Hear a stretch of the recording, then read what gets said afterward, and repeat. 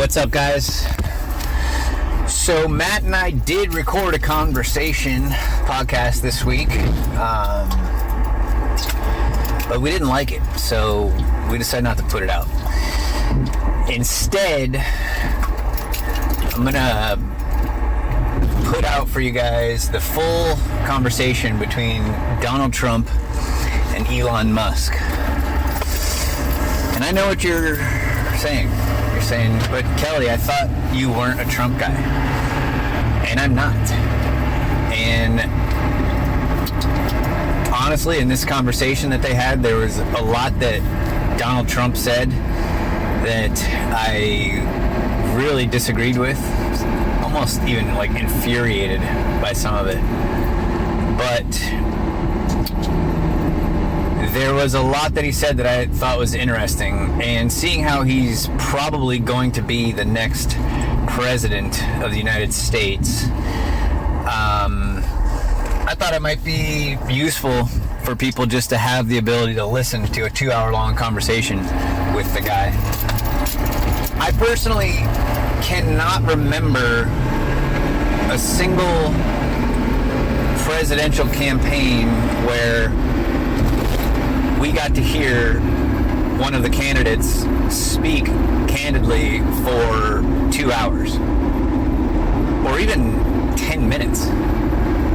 Just seems really unique. We are living in unique times, and Trump, I think, represents a reaction to what all of us have been put through over the last, God, I don't know, well, a long time, 20 years, at least through my adult consciousness of what's been happening in the world since I started paying attention. Truth is, it goes way further than that, but it's been accelerating, and the degree to which we are being lied to and manipulated by the media and the powers that be has increased greatly of late, and it's just increasing more and more every day. So I believe that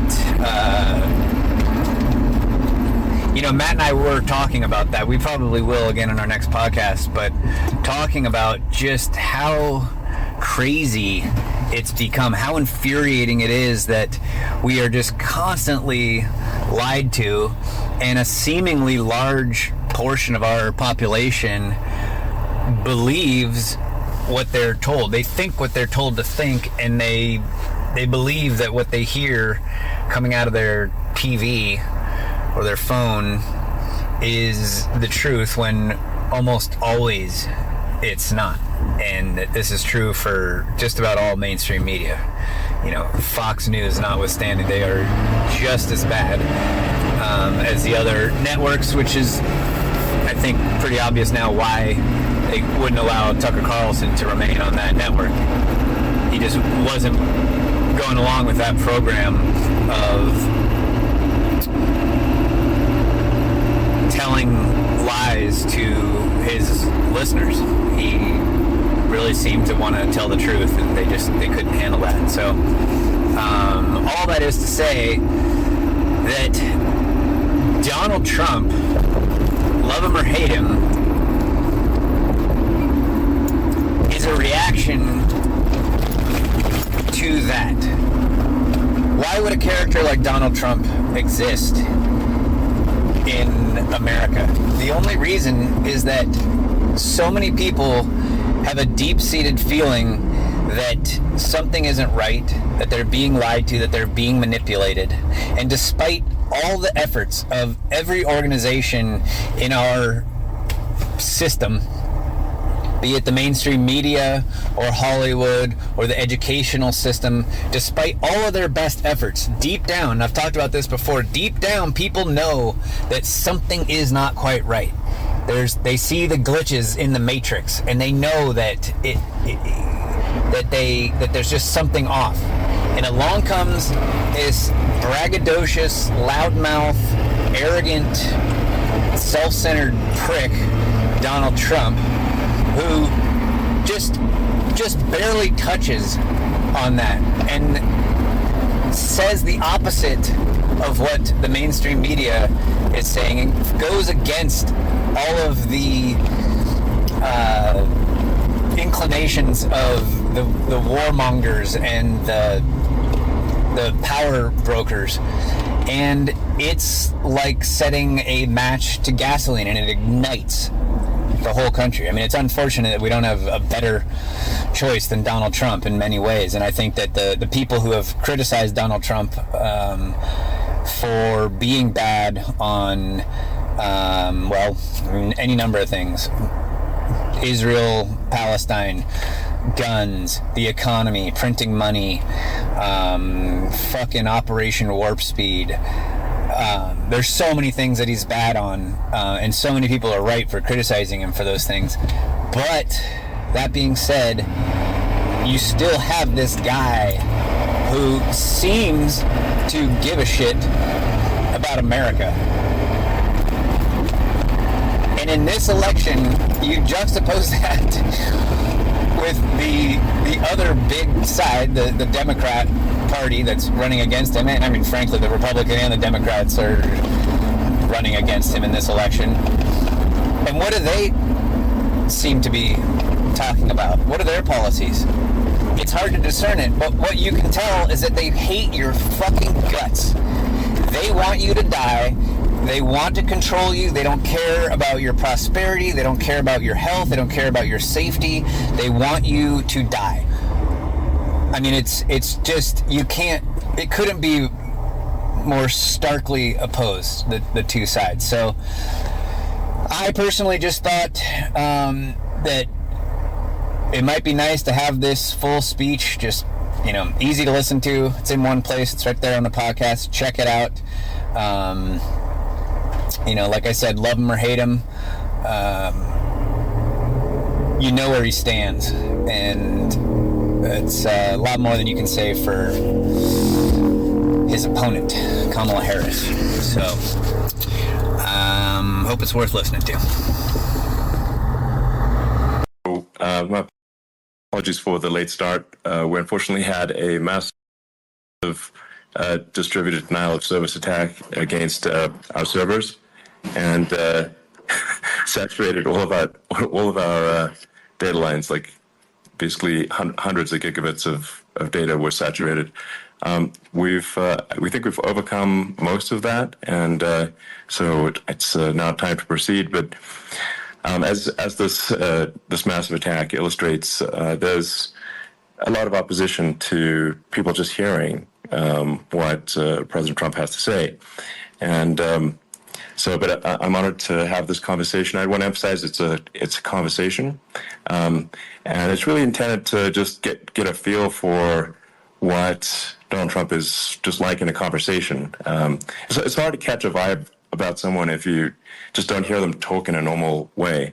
And when there's an adversarial interview, like no one's themselves in an adversarial interview.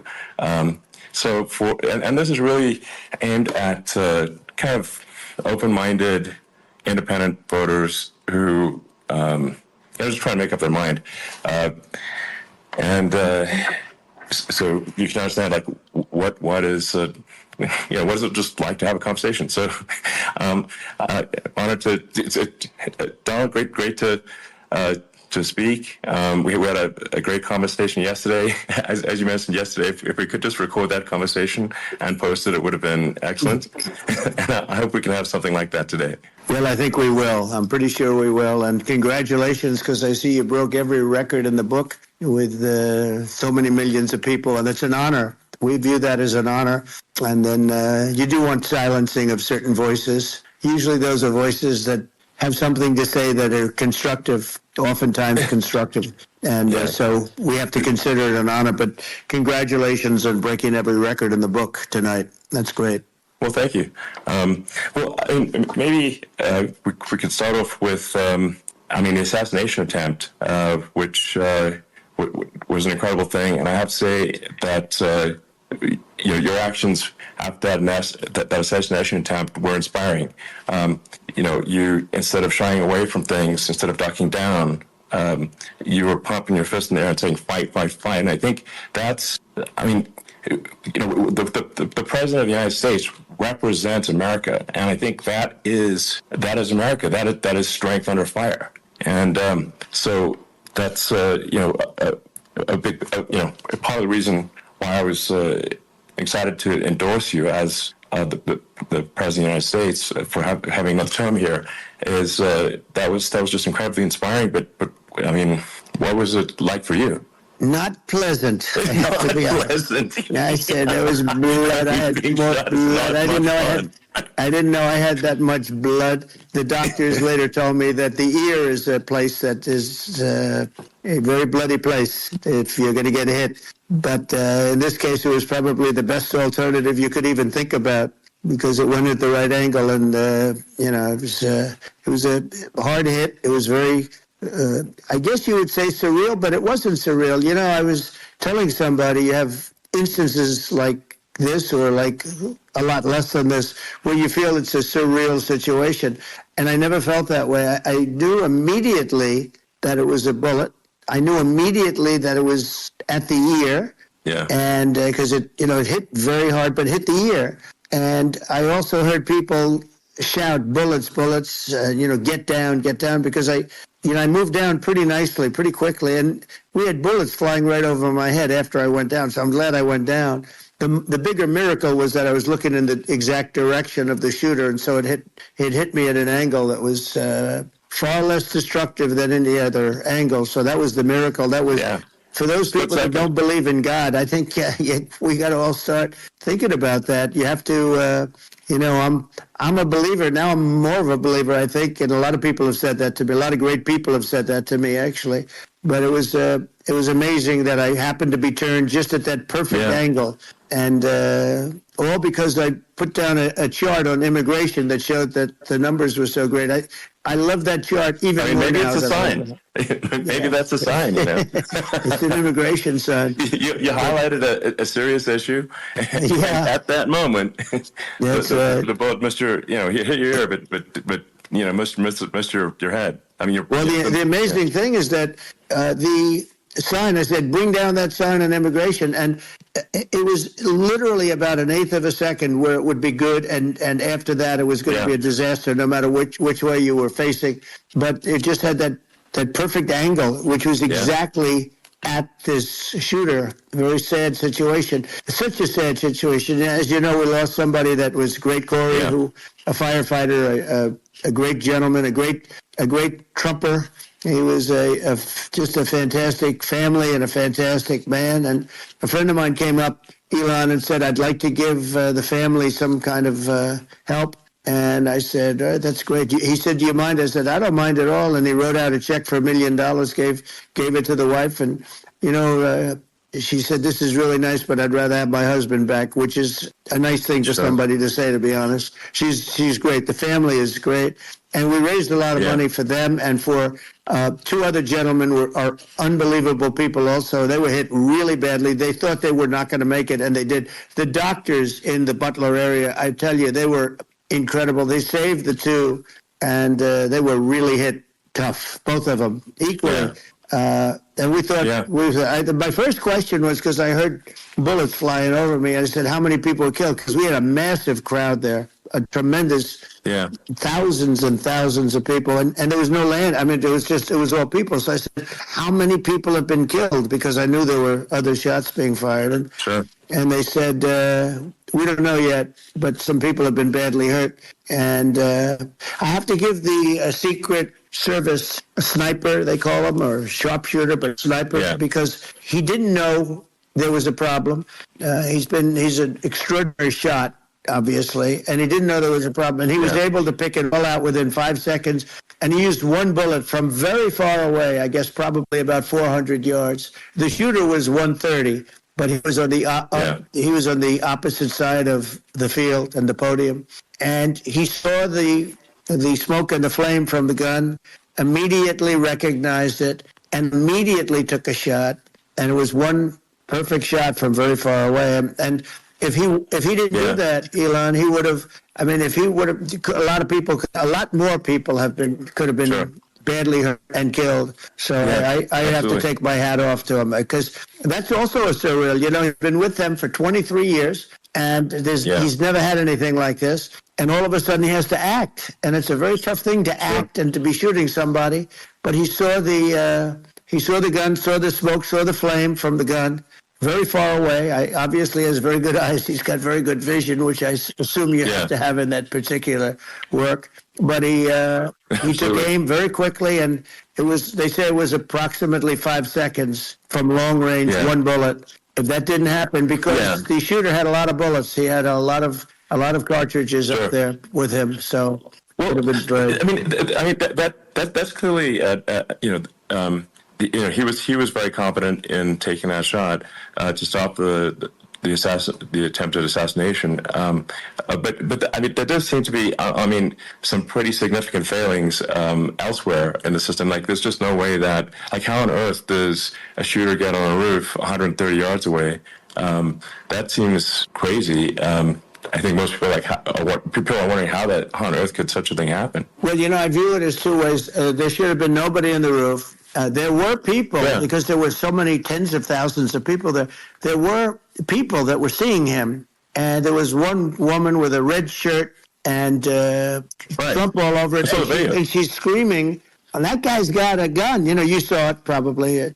There's a guy up there with a gun. I mean, it's like, I guess, for my part, and I think probably many members of the public are wondering how the heck are, basically people wandering by pointing out there's a guy on the roof with a gun. And they're seeing it, but somehow it's not being addressed. That does seem crazy. Well, they're going to learn from this. The communication between the local police, who sort of had an idea, and then ultimately a man lifted himself up to the roof, could barely do it because he was pulling himself up, and he saw the man with the gun. The man with the gun pointed the gun at him. He thought he was probably going to get shot, but he was like pulling himself up, and because of that, he couldn't get to his gun, and he fell down. Actually, very badly hurt his leg, his ankle. I hear very badly, but he fell down. And he did, from what I understand, he did say there's a guy up there with a gun, and the shooting started very quickly after that. I think it forced the shooter to go maybe quicker. You're supposed to be a very good shot. Yeah. My sons, Don and Eric, they can't believe what happened, but they said from 130 yards, a bad shot would hit that target almost every time. They said it's like in golf, thinking a 2-foot putt. Yeah, it's not a tough shot. It's not a long shot. The Secret Service person had the long shot. He had triple the distance actually. So it was a terrible thing. It's hard. I have to say this about the Secret Service. When I went down, and I went down based on, I think, their screaming, but other people also, because people saw this happen. You had so many people. One of the miracles was that nobody ran. I mean, if a gun goes off, the crowd control people showed us this. When guns go off, and it does happen in stadiums, at a soccer match or some kind of a match, everybody flees. They call it a stampede, like cattle. But everybody, and a lot of people get killed with those stampedes. We had more people than you'd have at some of these matches or these games, and nobody left. You had a small group behind us in the grandstand, and that was full. And you look at it as it was taking place, and normally they'd be running. They didn't leave. They saw that I was hurt. They saw a lot of blood, and they saw that I went down, and it's almost like they wanted to be with me. Well, out front, you had thousands, tens of thousands of people. As far as the eye could see, you had people in Butler, as far as the eye could see. And a lot of press, too. There was, many cameras on watching this. It's what makes it so different, because normally things happen that aren't good, but you never have a picture of it. Here we have all these cameras shooting it. So, sort of amazing. But one of the interesting things was that you didn't have anybody flee. You didn't have anybody stampede. Sure. Nobody. And there were some people behind me. They stood up and they're looking like, I mean, I'll tell you, you want to have them in a foxhole with you. I want to meet some of those people because it's so different from what you heard. But so I was down. But the Secret Service guys, there were bullets flying right over my head. You could hear them go whizzing, and these guys came jumping on top of me, and a young lady, Kate. They moved so fast, and let me tell you, that took tremendous courage. Now, there was a lack of coordination. There was, obviously everybody understands that that building should have been covered. And I mean, that was the big thing. I mean, looking at the aerial views, that building would be like the number one spot for a sniper. I mean, it's like if you were to pick like what is the favorite, if the goal is to assassinate, what's your favorite spot? That building. That building would be number one. That would have been the spot. It's like you can ask for a better location. It's like that would have been the spot. You know what people think is when the local policeman, who by the way, he really he did what he was supposed to do. He couldn't hold on any longer. And then when he got his head just peeking above, this guy standing there with a gun at his head. And when he fell down, again, hurt his ankle very badly, but he was making the calls. But what happened is the firing took place very soon. So what they think is that this guy ran to his site, which he had all planned out with the gun. He ran to the site and he started shooting fast. And maybe that's why he sort of missed. I mean, he got me, but it could have been a much bigger problem.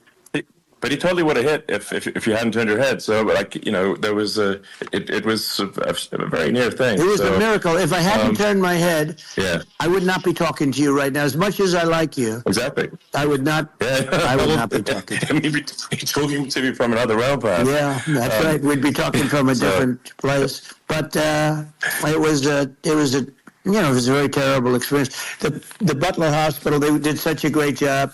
The doctors were so good. Everybody was so good. There was a mistake if somebody knew, because people were hearing that, there was just a bad feeling that somebody was around. You know that story now. It's been if somebody could have said, because they've oftentimes said, like there'd be a lightning storm or something, because I've done, I think, over 300. I think I did a lot more than that, but we did a lot. And oftentimes they'll say, sir, could you wait 10 minutes, please? Sir, could you wait 20 minutes? There's a storm overhead or lightning or something, right?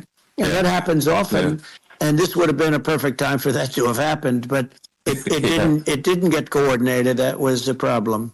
Well, it was I think your actions in the heat of fire, and what I found admirable there was that you can't fake bravery under such circumstances. The courage is instinctual, or it is not. It's not a rehearsed action. And so I just want to say that I think a lot of people admire your courage under fire there. And so thank you very much. I appreciate it. I didn't think of it. I just wanted to get up, and I wanted to stand up. I wanted to let people know. I felt I was good when they were on top of me, covering me, actually, very much covering me, and very bravely.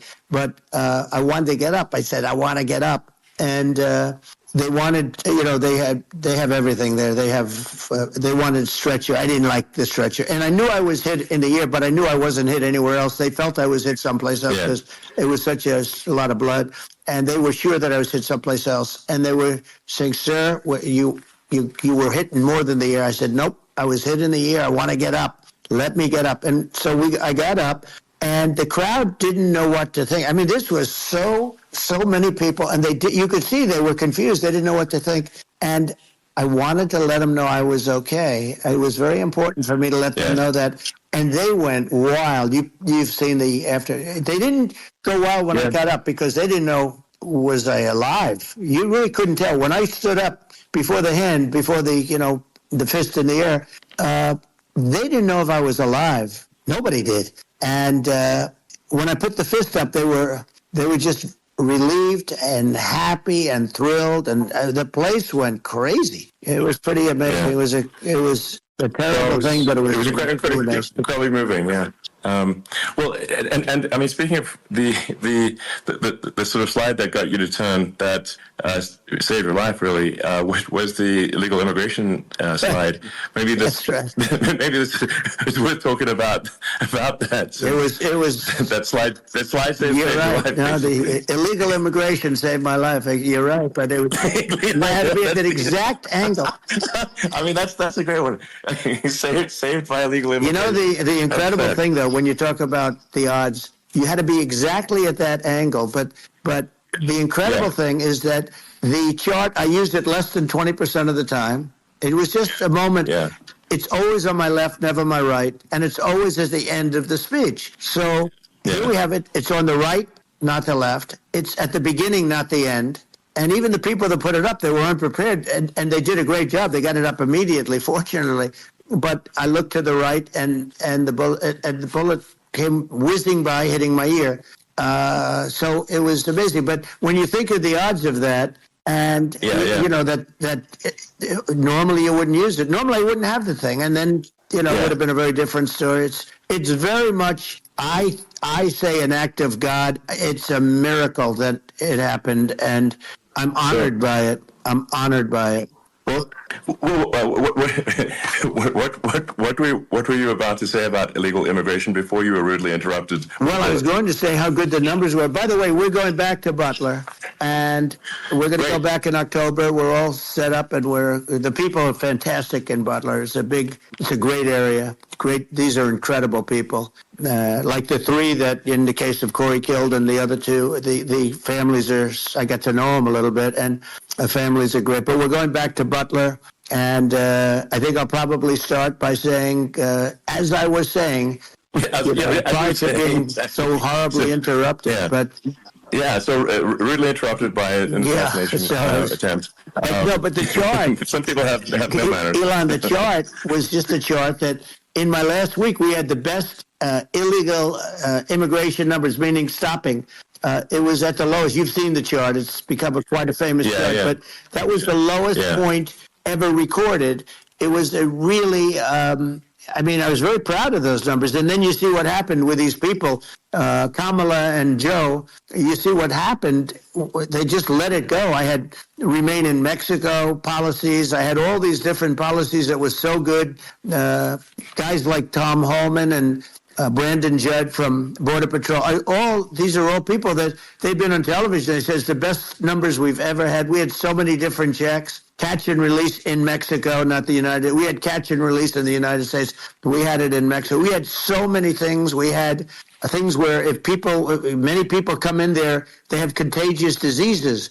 We had everything passed. If you have a contagious disease, I'm sorry, but we cannot allow you into the country. So we were setting literally records, and all I was doing is showing that, and I use it sometimes, Sure. and in this case, I'm glad I used it. I can tell you that. But they were fantastic numbers. But I'm going to sleep with that chart always. I'll be sleeping with that chart. That chart was very important for a lot of reasons. Well, I mean, would it be accurate to say that you're supportive of legal immigration, but we also need to shut down illegal immigration and especially unvetted illegal immigration, because and that's not the same as saying that everyone who's an illegal immigrant is bad. In fact, I think most people who are illegal immigrants are actually good, but you can't tell the difference unless there's a solid vetting of who comes across the border. Does that accurately represent your position? I say it very simply. They have to come in legally.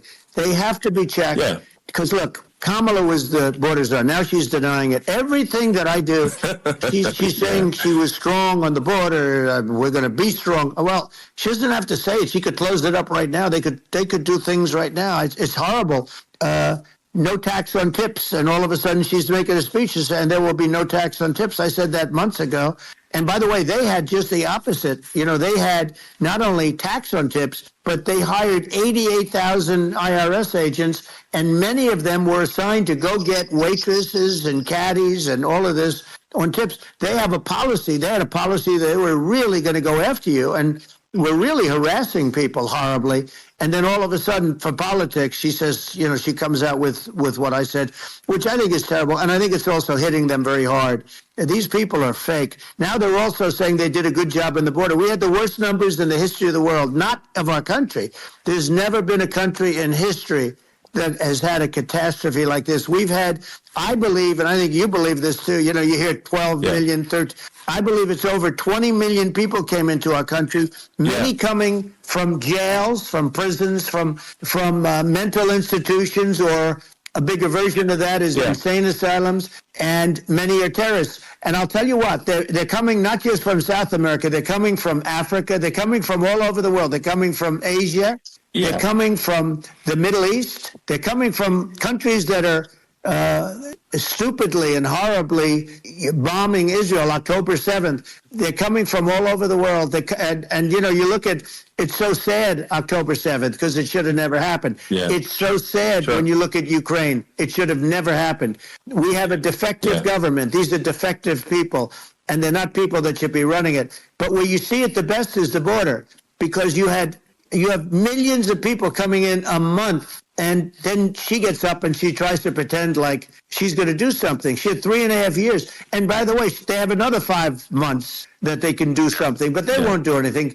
It's all talk. She's incompetent and he's incompetent. And frankly, I think that she's more incompetent than he is. And that's saying something because he's not too good. Yeah. No, I think it is essential to have a secure border. I mean, you're really not a country unless you have a secure border. And secure elections too.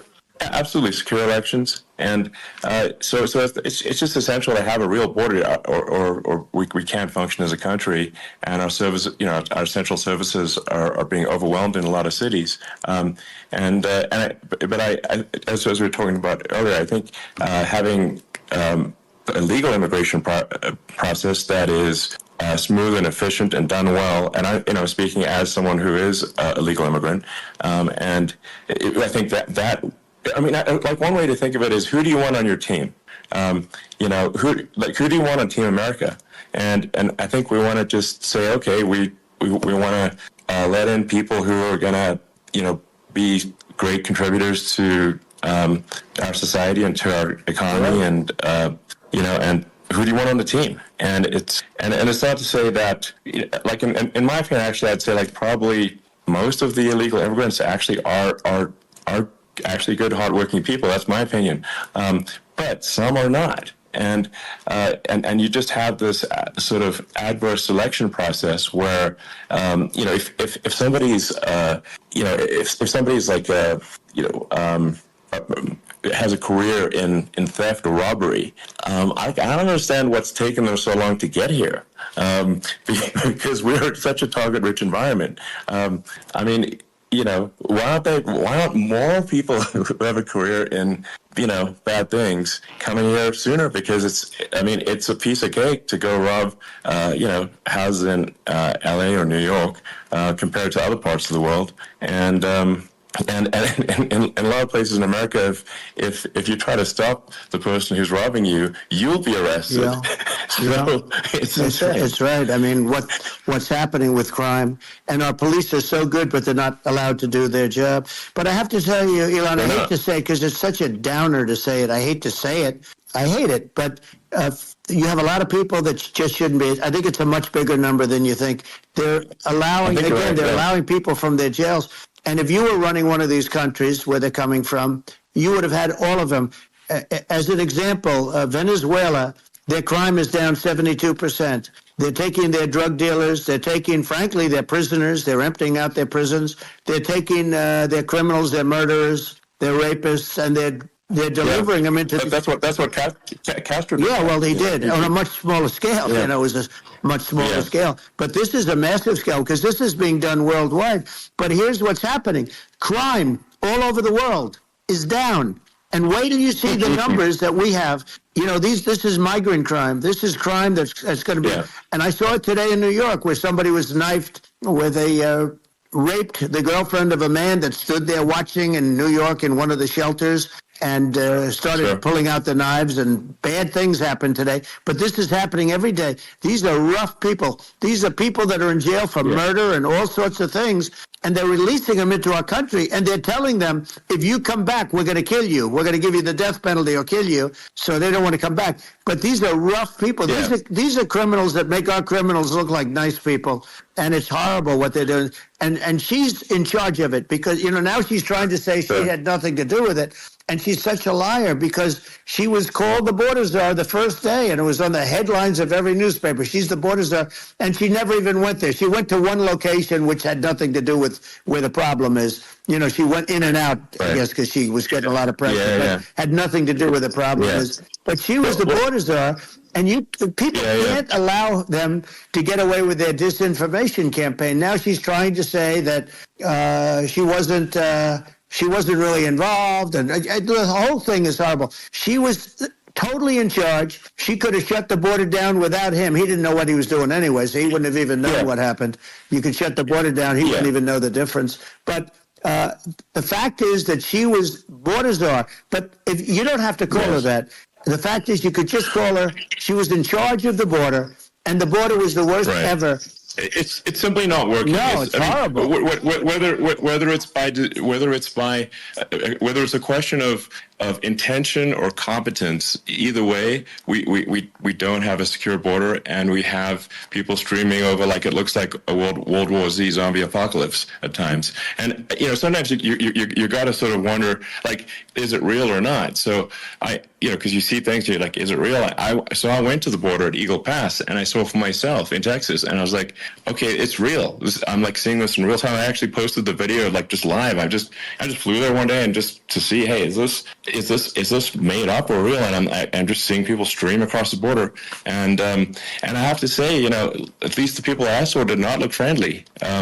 These people can look at my video and say, hey, these people look friendly. I don't look super friendly. So these are people that Elon would not be the same man if he had to walk across the street and look these people in the eye. These are rough people. These are really rough people coming across. And I know rough people.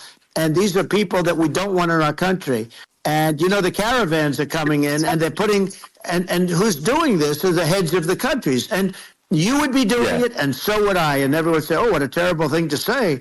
The fact is, it's brilliant for them because they're taking all of their bad people, really bad people. And I hate to say this, the reason the numbers are much bigger than you would think is they're also taking their non-productive people. Now, these aren't people that will kill you. We have enough of them.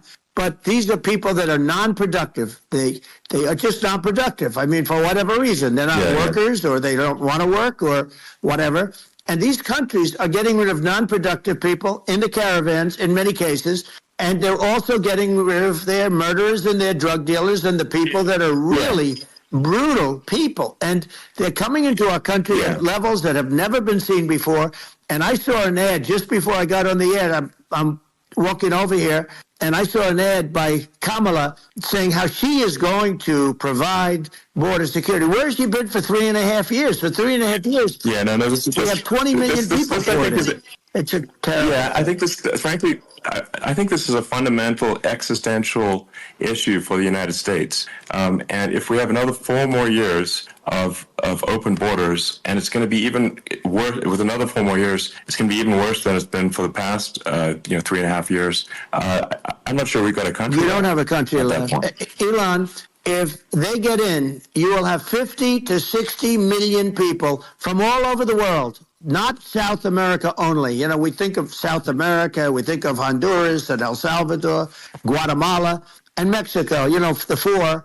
But it's not that. It's everywhere. They're coming in from everywhere. And I had to stay in Mexico. Yeah, I think this is a super important point. Like, people, it's like, basically, when I went down there, I was like, well, where are people from? It's like almost no one was from Mexico. No, Mexico left. It's just the border. It's just the border with Mexico. But the people coming in, it's Earth, the rest of Earth, and America is only about 4 or 5% of the population of Earth. It would only take a few percent of the rest of Earth to overwhelm everything. We're already overwhelmed, Elon. We're overwhelmed. You had to see the news tonight about New York, and I love that place. And what they're doing to it is horrible. What they're doing to it, and all the courts do is they try and focus on Trump. Okay, then let's focus on Trump, who did nothing wrong. I complain about a rigged election. Elon, what's happened is unbelievable. You have from Africa. From the Congo, they're coming, from the Congo. And 22 people came in from the Congo recently, and they're murderers. And they dropped them. They drop them. They take them out of jails, which is very expensive, to maintain the jails, although they don't do too much maintaining, I can tell you. But they take them out of jails, prisons. They take them out, and they bring them to the United States. They deposit them in the United States and say, don't ever come back or you're going to be executed. And they don't want to come back, but they won't come back. Sure. But they're coming from Africa. They're coming from Asia. They're coming from the Middle East. They're coming from South America. They're coming from everywhere. And there are a lot of really bad ones. It's just an everywhere on Earth thing, and it's just not possible for the United States to absorb everyone from Earth, or even a few percent of the rest of Earth. It's just not possible. So, well, Elon, we're going to have to finish this up. We're going to have the largest deportation in history of this country, and we have no choice. Otherwise, we're going to have a country. What they've done to our country. Think of it. With in Venezuela and in some of these other countries, crime is down 50, 60, 70, 80%. And you would be the same. You would have. I'll tell you what, Venezuela has not gotten rid of all of them. They've gotten rid of about 70% of their really bad people. Their jails are about 50% put into the United States. Same with other countries. Sure. Some are at 30%, some are at 50%. They're all different. But the bottom line is they're all going to be at 100%. Why wouldn't you put 100% of it? And they're doing it right now while this third-rate phony candidate. Don't forget, I beat Biden. He failed in the debate miserably. And, some people said, oh, gee, it's too bad.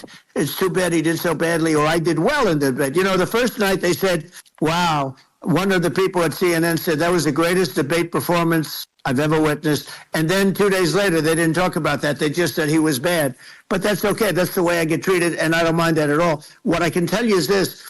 We cannot have a Democrat. We cannot have her. She's incompetent. She's as bad as Biden in a different. Yeah. She hasn't done an interview since this whole scam started. And say what you want. This was a coup. This was a coup of a president of the United States. He didn't want to leave, and they said we can do it the nice way or we can do it the hard way. They just took him out back behind the shed and basically shot him. What they did with this guy, and I'm no fan of his, and he was a horrible president, the worst president in history. And one of the reasons he was so bad, first of all, the Israeli attack would have never happened. Russia would never have attacked Ukraine, and we'd have no inflation. And we wouldn't have had the Afghanistan mess, if you think of it. And we wouldn't have had Afghanistan. But we think of it. You take a few of those events away, and we have a different world. We would also have inflation was caused by oil. I think you're making an excellent point here, which is that when other countries are thinking about invading or doing bad things, when they're thinking about that, they're thinking about, okay, what's the American president going to do? And do they fear the American president? Or is there someone they do not respect and do not fear? And I think they would rightfully be. I mean, look at the footage of the assassination. They're like, okay, President Trump is like, don't mess with me. I mean, that's like, whereas I think people are not going to be, and they obviously have not been at all intimidated by Biden, and they certainly will not be intimidated by Kamala. And you have to really think of that in the context of global security. That if the American president is someone that, like, evil dictators are scared of, that makes a huge difference to the security of the world. So I had a good relationship with Putin, despite the Russia hoax that lasted for over 2 years. Just a hoax created by Hillary Clinton and Adam Shifty Schiff, some just bad people, just sick people, frankly. I mean, Schiff is a sick person. He's going to end up probably being a senator.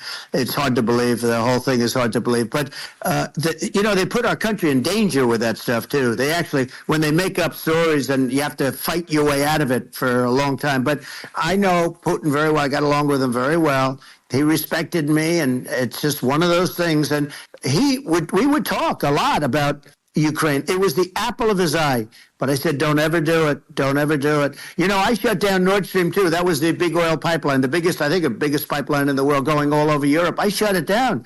Biden came, and then they say, I loved Russia. I was a friend of Putin, and I loved Russia. No, he actually said to me one time, he said, if you're my friend, I'd hate to see you as an enemy. I shut down his pipeline, the biggest pipeline. They were looking at that to fund, and this pathetic president gets in there.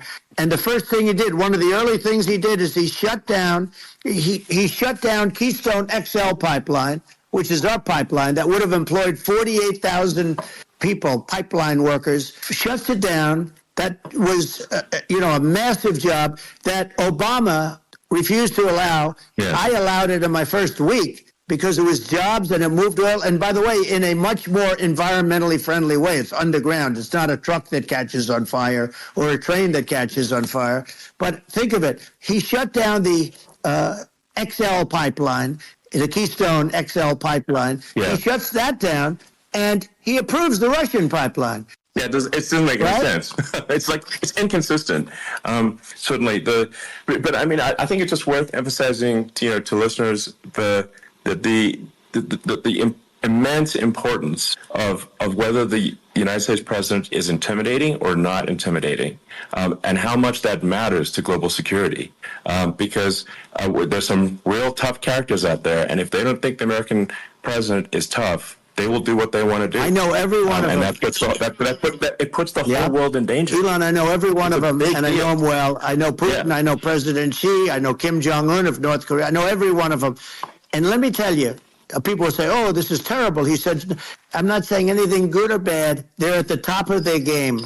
They're tough, they're smart, they're vicious, and they're going to protect their country, whether they love their country. They probably do. It's just a different form of love, but they're going to protect their country. But these are tough people at the top of their game. And when they see a Kamala or when they see Biden, Sleepy Joe, they can't even believe it. They can't believe this happened. All the stuff that you're seeing now, all the horror that look at Israel, they're all waiting for an attack from Iran. Iran would not be attacking, believe me. When I was there, and I say it with respect, because I think we would have been good with Iran. I don't want to do anything bad to Iran, but they knew not to mess around. Iran was broke because I told China, if you buy from Iran oil, it's all about the oil. That's where the money is. But if you buy oil from Iran, you're not going to do any business with the United States. And I meant it. And they said, we'll pass. Yeah. They didn't buy oil. Other countries, likewise. Sure. You want to buy, you're not doing business with the United States. And they were at a point where they had no money for Hamas, they had no money for Hezbollah, they had no money for any of these instruments of terror, and it was amazing. In fact, there were articles when I was leaving, which is hard to believe, actually, especially when you look at what's happened to our country. Our country is so bad right now. It's such a different place. We were respected. Think of it. 4 years ago, we were so respected to a point where when I said don't buy oil, they didn't buy oil. But they had no money, and Israel would have never been attacked. Zero chance. And again, I said to Vladimir Putin, I said, don't do it. You can't do it, Vladimir. You do it, it's going to be a bad day. You cannot do it. And I told him things that what I do, and he said, no way. And I said, way. And it's the last time we ever had the conversation. He would never have done. I got along well with him. I hope to get along well with him again. Getting along well with them is a good thing, not a bad thing. I got along well with Kim Jong-un. When I met with President Obama just before entering, it's a sort of a ritual. And I sat down with him and we talked. It was supposed to be for a very short period of time. It turned out to be a long period of time. I said, what's the biggest problem? He said, North Korea. I had that problem worked out very quickly. It was nasty at the beginning with Rocket Man and, all the different things. Yeah.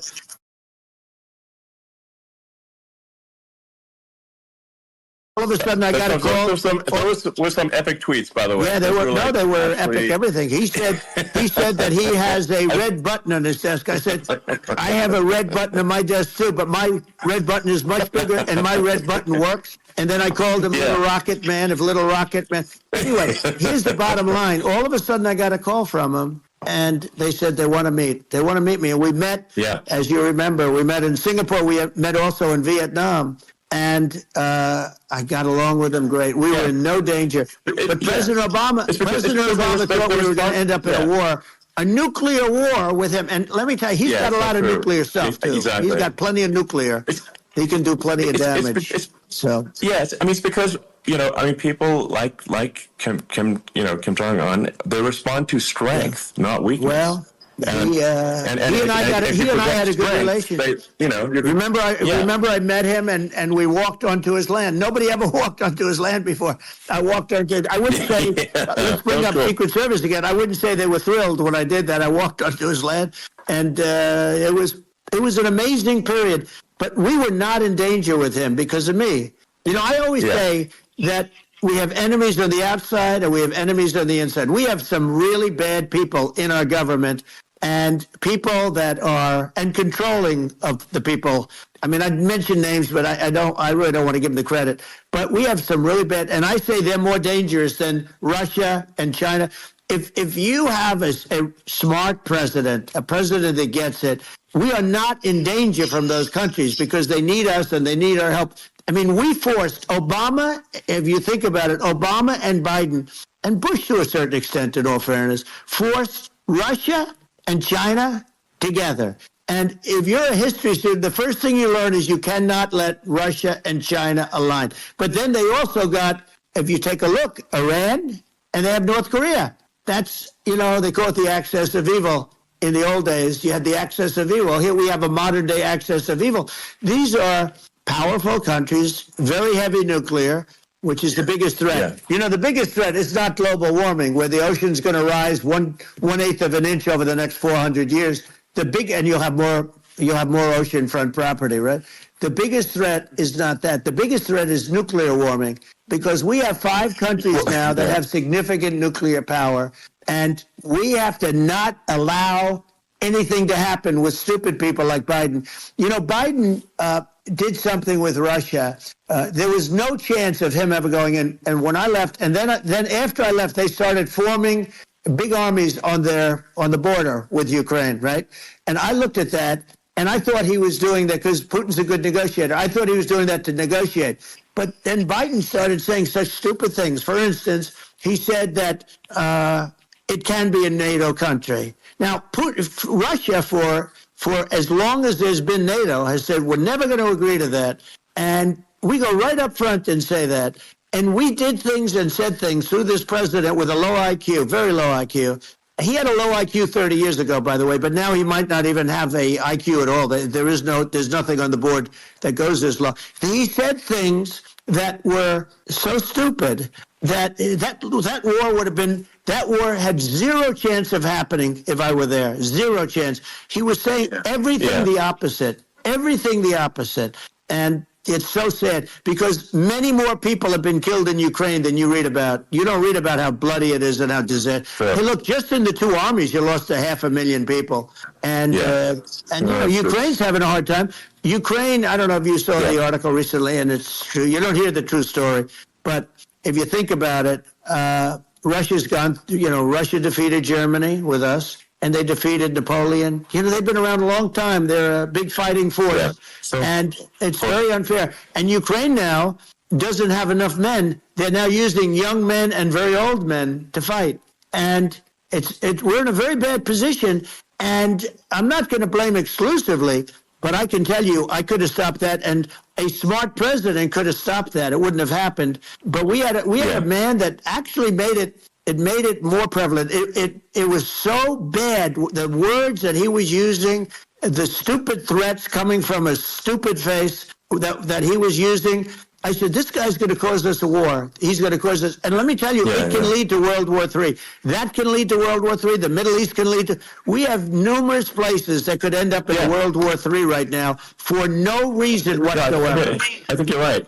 I think people underrate the risk of World War III, and it's just when you're looking at the risk of global thermonuclear warfare, it's game over for humanity, and it's something that people have, I think, after the end of the Cold War, people have become complacent about, but they actually have forgotten that there are currently a lot of nuclear missiles that have targeting parameters for the United States from other 100%. countries. And one of the things we're going to do is we're going to build an Iron Dome over us.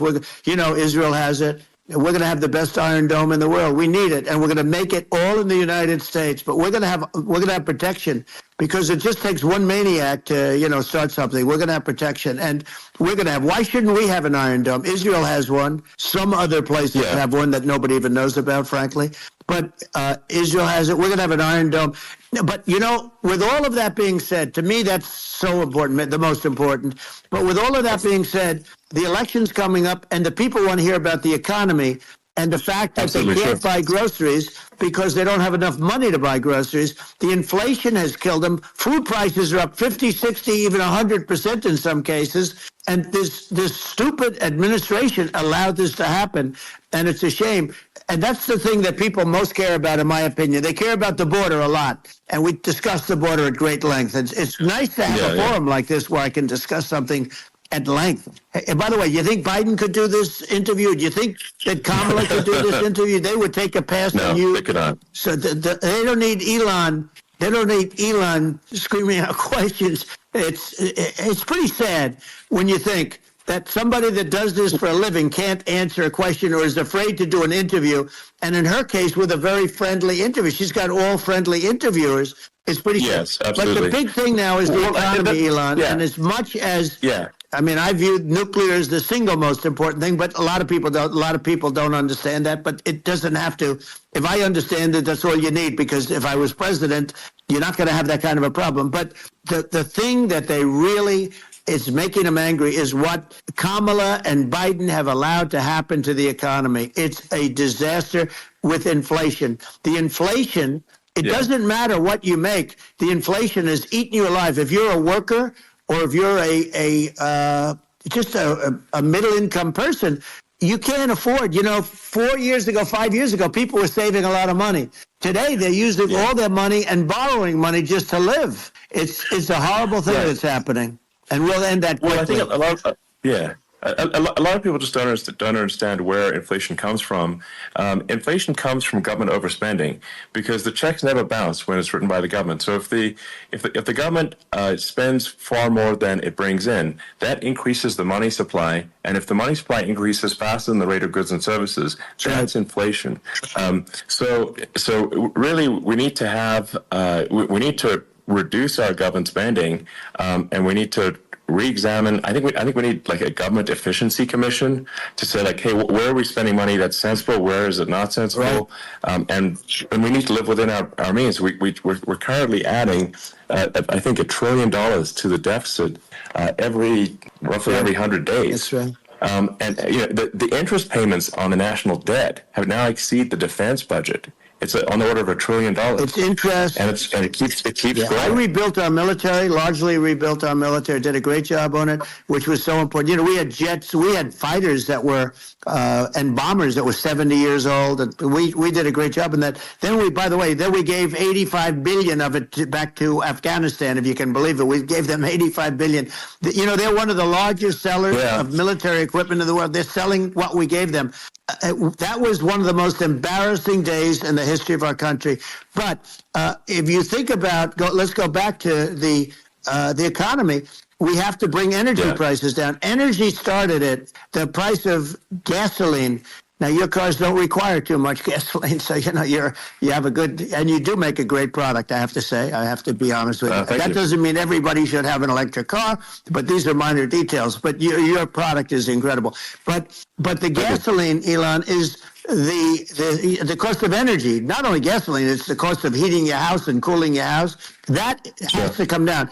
It's gone up 100%, 150, and 200%, and that has to come down. When that comes down, and we're going to drill, baby, drill. They stopped drilling, and then they went back to drilling because they went back to the Trump policy. But if they won the day after they get into office, this country will go out of business because they're going to go to an energy policy that's not sustainable. Wind and different things. You're not going to have anything. Yeah. And I know you're a big fan of the AI, and I have to say that AI, and this is shocking to me, but AI requires twice the energy that the country already produces for everything. So we're going to have to build a lot of energy if our country will be competitive with China, because that's our primary competitor for this on the AI. You're going to need a lot of electricity. You're going to need tremendous electricity, like almost double what we produce now for the whole country, if you can believe it. Sure. Well, just going back to this, like this basic thing, which that people try to make it sound complicated, but it's not. But inflation is caused by government overspending. Right. Would you agree that we need to take a look at government spending and have perhaps a government efficiency commission that just tries to make the spending sensible and so the country lives within its means, just like a person does. The waste is incredible, and nobody negotiates prices. You used to have a lot of people making jets, and you end up with two companies, and they'll probably try and merge at some point. I went through it. Like Air Force, just a thing like Air Force One. One of the first documents they asked me to sign, a general said, "Sir, would you please sign this document?" And what is it? Air Force One. That's with Boeing, which is basically two planes, two 747s. And the price was $5.7 billion for two planes. Now they're highly sophisticated. That's insane. They're even nicer than your plane, okay? But much more sophisticated. They're I won't say what's on it, but they got a lot of stuff on it. Anyway, but it's 5.7. Sure. That's a crazy number. It's a crazy number. But I said, I'm not going to pay 5.7. I'm not going to do it. I said, who made the deal? Obama and his people. I said, well, then I know the deal's no good. I'm not going to do it. And over a course of about 4 weeks, by my saying I'm not going to do it, I got the price reduced by $1.6 billion for the exact same plane, other than we had a nicer paint job, if you want to know the truth. But for the exact same plane, I saved one. And I said to Boeing, man, you guys must make a lot of money if you can reduce the price by that. But now what I do hear is that they're going back to the Biden administration and wanting big cost overruns, because they see these dopey suckers in there, and they'll end up getting some of the money back. But I shaved it by $1.6 billion for the exact same plane. And you can now take that and multiply that out times thousands of other items. Multiply it by the numbers are astronomical. I agree with you. Well, I think it would be great to just have a government efficiency commission that takes a look at these things and just ensures that the taxpayer money, the taxpayers' hard-earned money, is spent in a good way. And I'd be happy to help out on such a commission. I'd love it if it were formed. Well, you're the greatest cutter. I mean, I look at what you do. You walk in and you just say, you want to quit? They go on strike. I won't mention the name of the company, but they go on strike, and you say, that's okay, you're all gone. You're all gone. So every one of you is gone, and you are the greatest. You would be very good. Oh, you would love it. But, if you look at Argentina. Well, I'd be happy to help by the way, out. Congratulations. Yeah. I just looked at the number of people that are listening to you and I chat. We'll call it a chat. But congratulations. This is very good. I mean, it's great. And you're an interesting character. The new head of a place called Argentina, and he's a big, he's great. And he's a big MAGA fan, that he ran on MAGA. And he took it to an extreme, too. He ran on MAGA, and I hear he's doing really a terrific job. It's called Make Argentina Great Again. It worked out perfectly. He came in, he bought a lot of hats, he brought everything. But he's doing a big job. He really cut. And I'm hearing they're starting to do pretty well. Inflation's getting down. They had like 2,000%. They had inflation like not normal inflation. They had the real deal. But we're going to have that pretty soon. I think we have the worst inflation we've had in 100 years. They say it's 48 years. I don't believe it. I think we have the worst. They don't include a lot of the items that should be included. Yeah. Well, it's just from government overspending and not spending taxpayer money effectively, and having just like so many departments you can't even name them all. And what Milei is doing is he's cutting government spending. He's simplifying things. He's putting in regulations that make sense. And Argentina overnight is experiencing a giant improvement in prosperity. But it's also a lesson for the United States, which is that Argentina used to be one of the most prosperous countries in the world. In the 30s, 40s, and because of bad government policy, it ruined the country. And if you take Venezuela, for example, Venezuela should be incredibly prosperous. They have phenomenal reserves of everything, oil, everything, and it should be prosperous. But if the government's wrong, it impoverishes the people. And so I think we should not be complacent in the United States in thinking that and taking our prosperity for granted, because if with bad government policy, we can run the country into the ground. And that's just something people should bear in mind. Don't take prosperity for granted. Well, think of education. So we're ranked at the bottom of every list of the top 40. We're ranked number 40, number 38.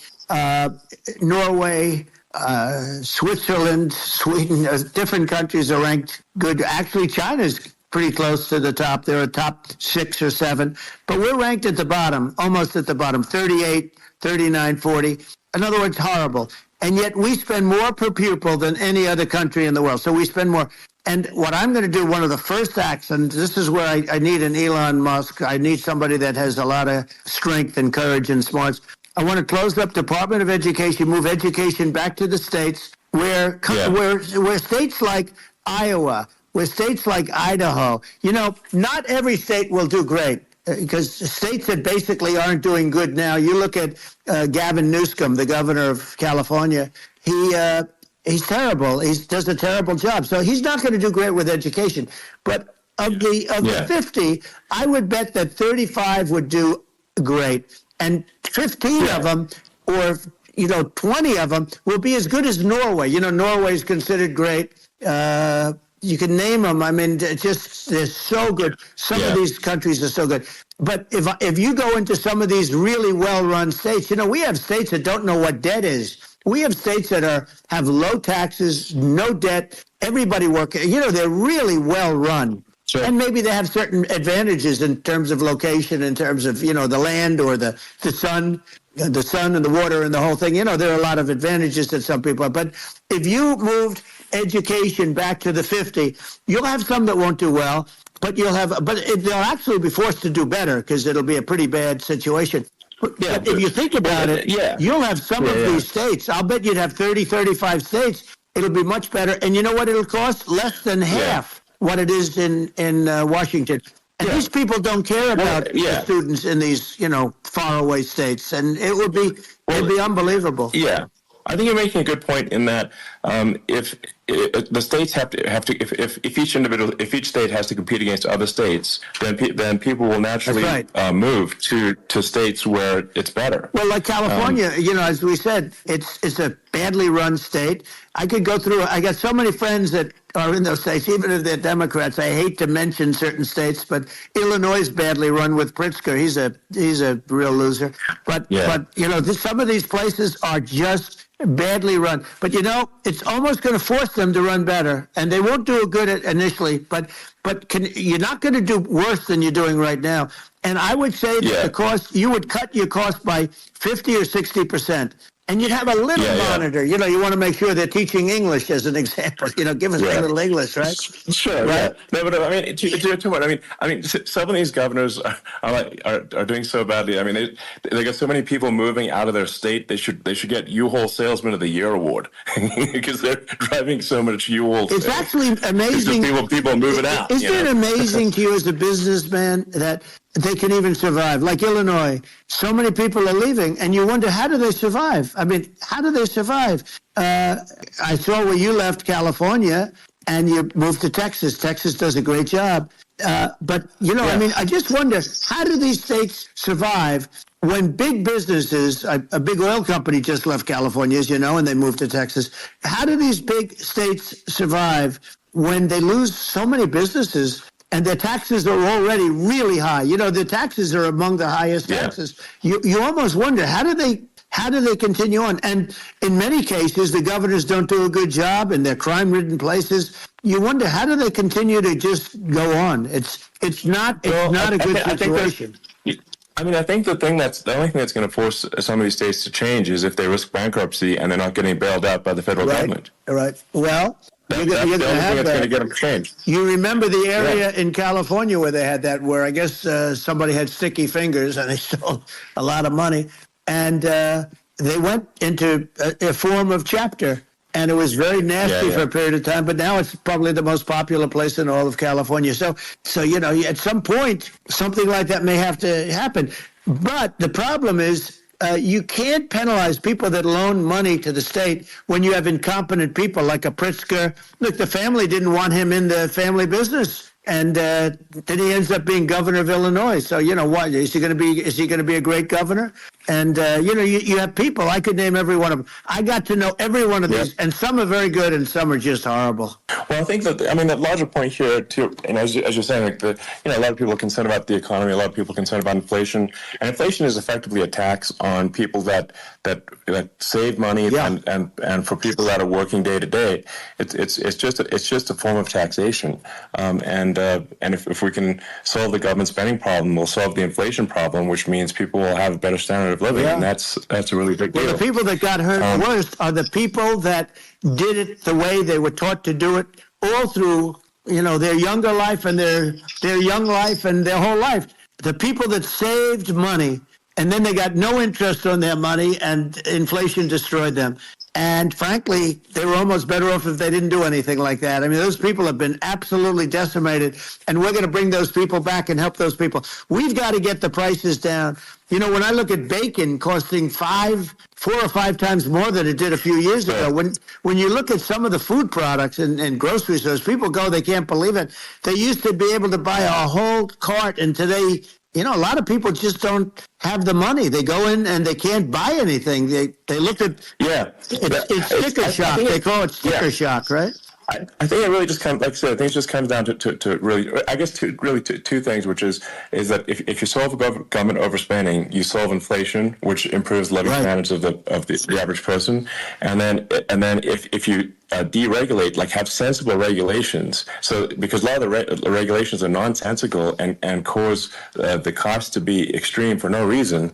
But unless you've got effective deregulation, like Reagan did a great job on deregulation in the 80s, but it's been 40 years since we had anyone really. I mean, during your administration, we made some progress, but I think there's opportunity to make, I think, radical progress with sensible regulation, and if Elon, those two things, those are the big deals. We set a record. We did more deregulation and more restrictions on all of the different businesses than any other president.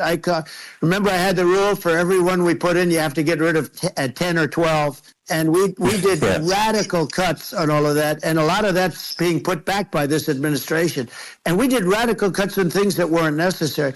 But we were all set. We had the best economy ever maybe in the world. And then what happened is COVID came in, and we had to focus on that. And nobody knew what it was. And I always say I got good marks on economy, good marks on military. We knocked out ISIS. We did so many different things. We rebuilt. But, I never got the credit that we really deserved on what we did with COVID. We never got the credit. But had that not happened, a gift from China, from Wuhan, came in from Wuhan, the Wuhan labs, and I always said it, and it turned out to be right. But had that not happened, we were set to start reducing debt. We were going to reduce taxes further. I gave the largest tax cuts, and we were going to reduce taxes still further for middle-income people, not only businesses. But we did it for businesses because they're the ones that's why we had the great job numbers. But we were set to really start reducing debt. And, we're sitting on the biggest pile of liquid gold anywhere in the world, bigger than Saudi Arabia, bigger than Russia. And we were going to drill, and we were going to make so much money. We were going to supply Europe with oil. I had stopped the Russian pipeline, and we were going to supply them with oil and gas. We were going to make a fortune, and then the COVID came in, and we really had to divert. Then what happened is when they came in, we kept a lot of businesses alive. If I didn't do what we did, we would have had a 1929 type depression. But the problem is when Biden came in, he got trillions of dollars and just started spending it stupidly. You didn't need it anymore. We got over that bad period where everybody was dying and feeling, it was just not a good period. Interestingly, during his administration, many more people died during his administration of COVID than during my administration, and we really got the brunt of it. But people don't realize more people died during his administration than ours. But it diverted us from doing what I wanted to do.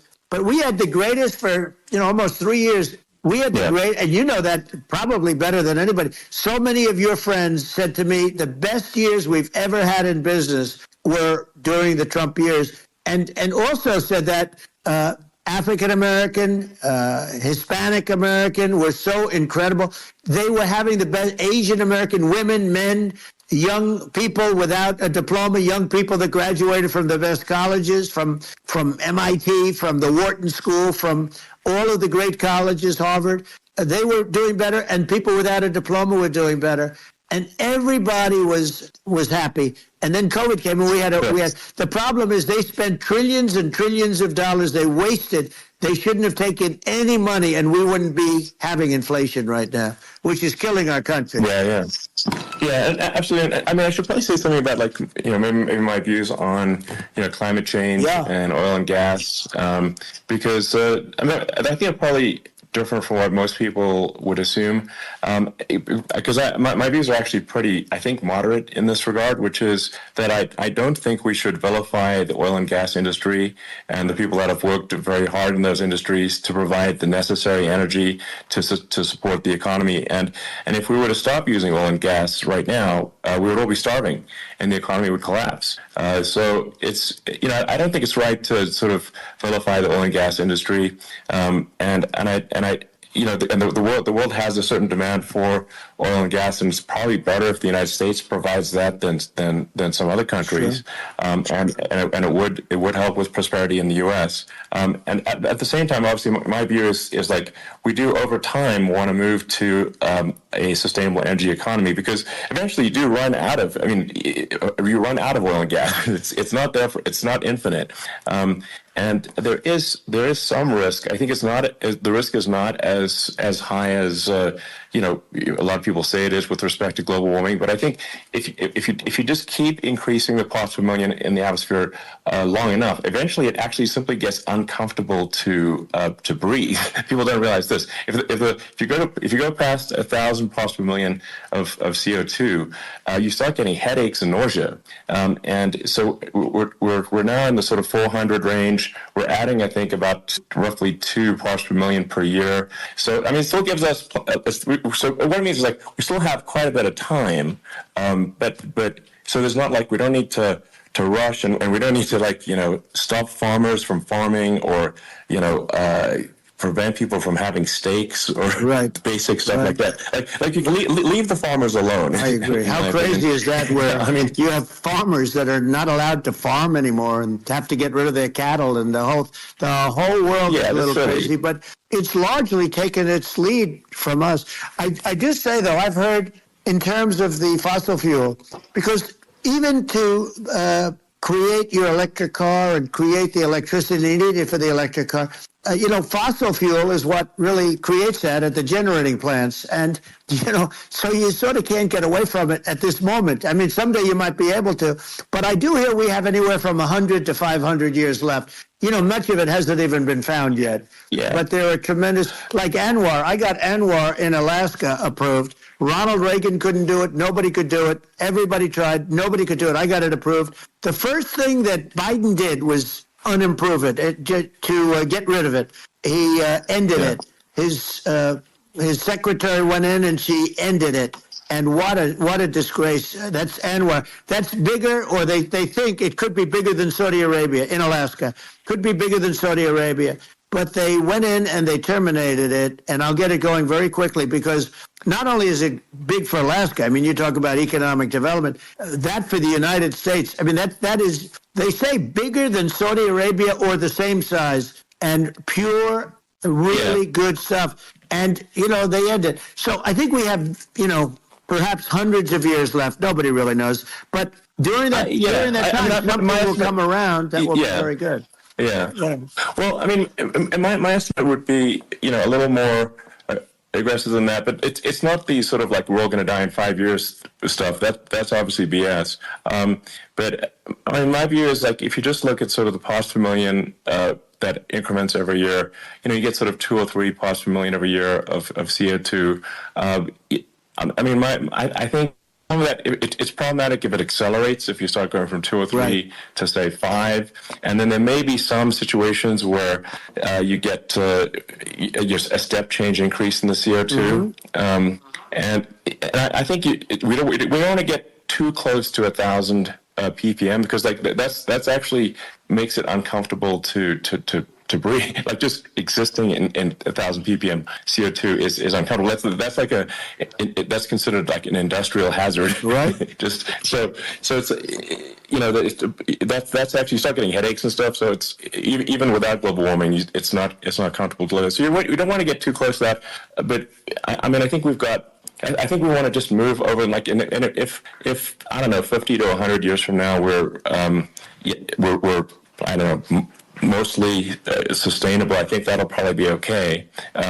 So it's not like the house is on fire immediately, but I think it is something we need to move towards. And on balance, it's probably better to move there faster than slower. But like I said, without vilifying the oil and gas industry and without causing hardship in the short term, I think this can be done without but people can still have a stake and they can still drive gasoline cars and it's okay. It's like it's not. I don't think we should vilify people for it, but I think we should just generally lean in the direction of sustainability. And I actually think solar is going to be a majority of Earth's energy generation in the future, and it's certainly trending that way. And so you get the solar power, combine that with batteries, so because obviously the sun doesn't shine at night, and then you use that to charge the electric cars, and you have a long-term sustainable solution. And that's what Tesla is trying to move things towards, and I think we've made a lot of progress in that regard. But when you look at our cars, we don't believe that environmentalism, that caring about the environment should mean that you have to suffer. So we make sure that our cars are beautiful, that they drive well, that they're fast, they're sexy. I mean, they're cool. In fact, literally, I mean, the sexy joke, Model S, Model 3, Model X, and Y spells out sexy. It's probably the most expensive joke out there. But I don't know. I like cheesy humor, So, but I'm a big fan of like, let's have an inspiring future, and let's work towards a better future, and we can do so without demonizing Right. people. I'm okay. It's very interesting. You use the word global warming, and today they use the word climate change because, you have some places that go up and stuff. So they were getting themselves in a little trouble with the word global warming because not every place is warming. Some places are going the opposite direction. But, I'm sort of waiting for you to come up with solar panels on the roofs of your cars and on the trunks of the cars. And it just seems like something that at some point you will come up with. I'm sure you'll be the first. But it would seem that a solar panel on the roofs, on flat surfaces, on certain surfaces might be good. Yeah. At least in certain areas of the country where you have the world, Sure. where you have the sun. But I would think, and I have no idea because that's not my world, but I would think that this would be something that would be interesting. But the one thing that I don't understand is that people talk about global warming or they talk about climate change, but they never talk about nuclear warming. And to me, Sure. that's an immediate problem. Because you have, as I said, 5 countries where you have major nuclear, and probably some others are getting there, and that's very dangerous. That's where you need a strong American president because you don't want to have this proliferation. But you have 5 countries and getting more. China is much less than us right now, but they're going to catch us sooner than people think. They're way lower. Russia and us are number 1, and we're sort of tied. And China is far behind, but they're developing at a level that, you're not surprised to hear very fast. They'll end up catching up, maybe even surpassing. But to me, the biggest problem is not climate change. It's not, and everything's, a problem, but it's degrees. To me, the big problem is the nuclear power. The power of nuclear is so great. And when I talk about I'll prevent World War III, I will. But the truth is that you have to, because this is no longer army tanks going back and forth and shooting at each other. This is a level of destruction and power that nobody's ever seen before. Yeah, and actually, there's the bad side of nuclear, which is a nuclear war, very bad side. But there's also, I think, nuclear electricity generation is underrated. You're right. And it's actually, people have this fear of nuclear electricity generation, but it's actually one of the safest forms of electricity generation. It's just a huge misunderstanding.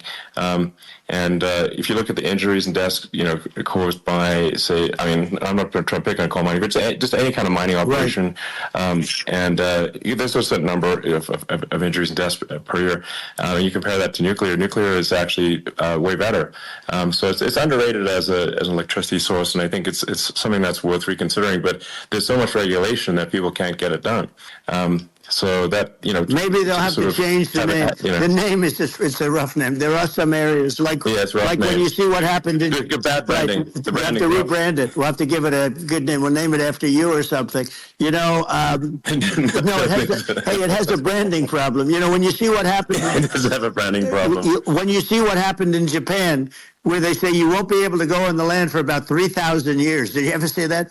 And in Russia, where they had the problem, where they there's a lot of bad things happened, and they have a problem. And they say that in 2,000 years, people will start to occupy the land again. You realize it's pretty bad. No, that's not true. But you're right about it. It's amazing. It's actually not that bad. So like after Fukushima happened in Japan, people were asking me in California, are we worried about like a nuclear cloud coming from Japan? I'm like, no, that's crazy. It's not even dangerous in Fukushima. I actually flew there and ate locally grown vegetables on TV to prove it. And I donated a solar water treatment, a solar powered system for a water treatment plant. And but you haven't been feeling so well lately, and I'm worried about it. No, but I'm only kidding. It's fine, It's like Hiroshima and Nagasaki were bombed, but now they're like full cities again. So it's really not something that So it's not as scary as people think, basically. But let's see. Are there some other topics we should touch on? Like lawfare. I think we need to be concerned about what they've done to this country. Obviously, yeah. Well, we just won the big case in Florida. This was a Biden administration did something that's never been done in this country, and that's go after their political opponent, me, with this nonsense and just nonsense. And the big case in Florida we won, but they always pick a judge and a jury, and they use local DAs. They use the local attorney generals, like Fani, Fani, spelled Fani, Fani. And it's all a big hoax, and it's all run from there. Like in Manhattan, one of the top people from the Justice Department went in, ran Manhattan, ran the state. The Letitia James deal was run by a person from the Department of Justice, Biden. They've never done this before, and they set up a very bad precedent. It's called lawfare, warfare. It's a terrible thing, and never happened in our country. It does happen in banana republics and third world countries, but it's never happened. And the incredible thing is it actually drove my numbers up, because people see, fortunately I have a platform like you, or, in all fairness, like a conversation like this, where I can talk about it and people understand. You fight for election integrity and you end up getting indicted, because you're fighting for election integrity. And when the day comes that you can't fight for election integrity, you don't have a country anymore. So what happens is they went after their political opponent, me. Now Biden's, close to vegetable stage, in my opinion. Okay, I looked at him today on the beach and I said, why would anybody allow him? The guy could barely walk. Why would anybody allow him? Does he have a political advisor that thinks this looks good? He thinks this looks good because it looks so bad. And it's ridiculous. And he's been doing that for a long time. He can't lift the chair. The chair weighs about 3 ounces. It's meant for children and old people to lift. And he can't lift it. The whole thing is crazy. Well, he's clearly, he's clearly like, we just don't have a president. You don't have a president. And she's going to be worse than him, because she is a San Francisco liberal who destroyed San Francisco, and then as Attorney General, she destroyed California. You talk about location, and we're talking about the sun and the water and all. There's nothing better than California. She has destroyed that. She was the original DA. She was the original in San Francisco. She was the original Attorney General in California. What she has done to California is, well, you know better than I do. You just left California for a lot of those reasons. And what she's done with crime, with cashless bail, where you kill somebody. I mean, we have states there you kill somebody and they let you out right away. I mean, you don't have to even put up, and then they never find the people unless they kill again, and then they let them out again. Our country is becoming a very dangerous place. And she is a radical left San Francisco liberal, and now she's trying to protect. Now she's looking like she wants to be more Trump than Trump, if that's possible. I don't think it's possible, but she wants to be more Trump than Trump. Yeah. I want a wall. I think that's... She wants to release all the prisoners that are in detention, and some of these guys are really bad. Right. That just came out today. She doesn't want to build the wall, even though the walls work. Walls and wheels. You know, in your business, everything you do is obsolete, almost, or not the tunnels, but everything is obsolete. Even your rocket ships, they're like a month later, they're obsolete. You find a better way to. The only thing that's not obsolete is a wall and a wheel. And the wall, I built hundreds of miles of wall, and that's why we had such good numbers. I was going to add 200 miles. We bought it. We could have flipped it up in 3 weeks, and they sold it for 5 cents on the dollar. That meant, I said, wow, that means that they actually do want to have open borders. She wants to have open borders, and now she's going like she's tough on the border. It's such a lie. Yeah, this is simply not true. This is simply not true. And everybody knows it's not true. It's a disgrace that she can say it. No, I mean, obviously what's happening sort of overnight is they're rewriting history and making Kamala sound like a moderate when in fact she is far left, like far left. Worse than Bernie Sanders. She is considered more liberal by far than Bernie Sanders. She's a radical left lunatic. And if she's going to be our president, very quickly, you're not going to have a country anymore. And she'll go back to all of the things that she believes in. She believes in defunding the police. She believes in no fracking, zero. Now all of a sudden she's saying, no, I really want to see fracking. If they got in, the day she got in, she'll end fracking. And by the way, if people didn't think that, the lunatics that really believe in that, they won't vote for her. Like the Palestinians and Israel. She is so anti-Israel, and she's bad for both. Biden actually did something that was impossible. Both sides hate him, both sides. That was a hard thing to do, unification. Yeah, no. I mean, Netanyahu came to give a talk to a joint Senate and House sitting, and I was there, and Kamala stood him up. What does that say? I think it's highly disrespectful. And I say, if you're a Jewish person, or if you believe in Israel, if you're a person that is very pro-Israel, if you vote for her, it's worse than Biden. And Biden was bad. But if you vote for her, you ought to have your head examined.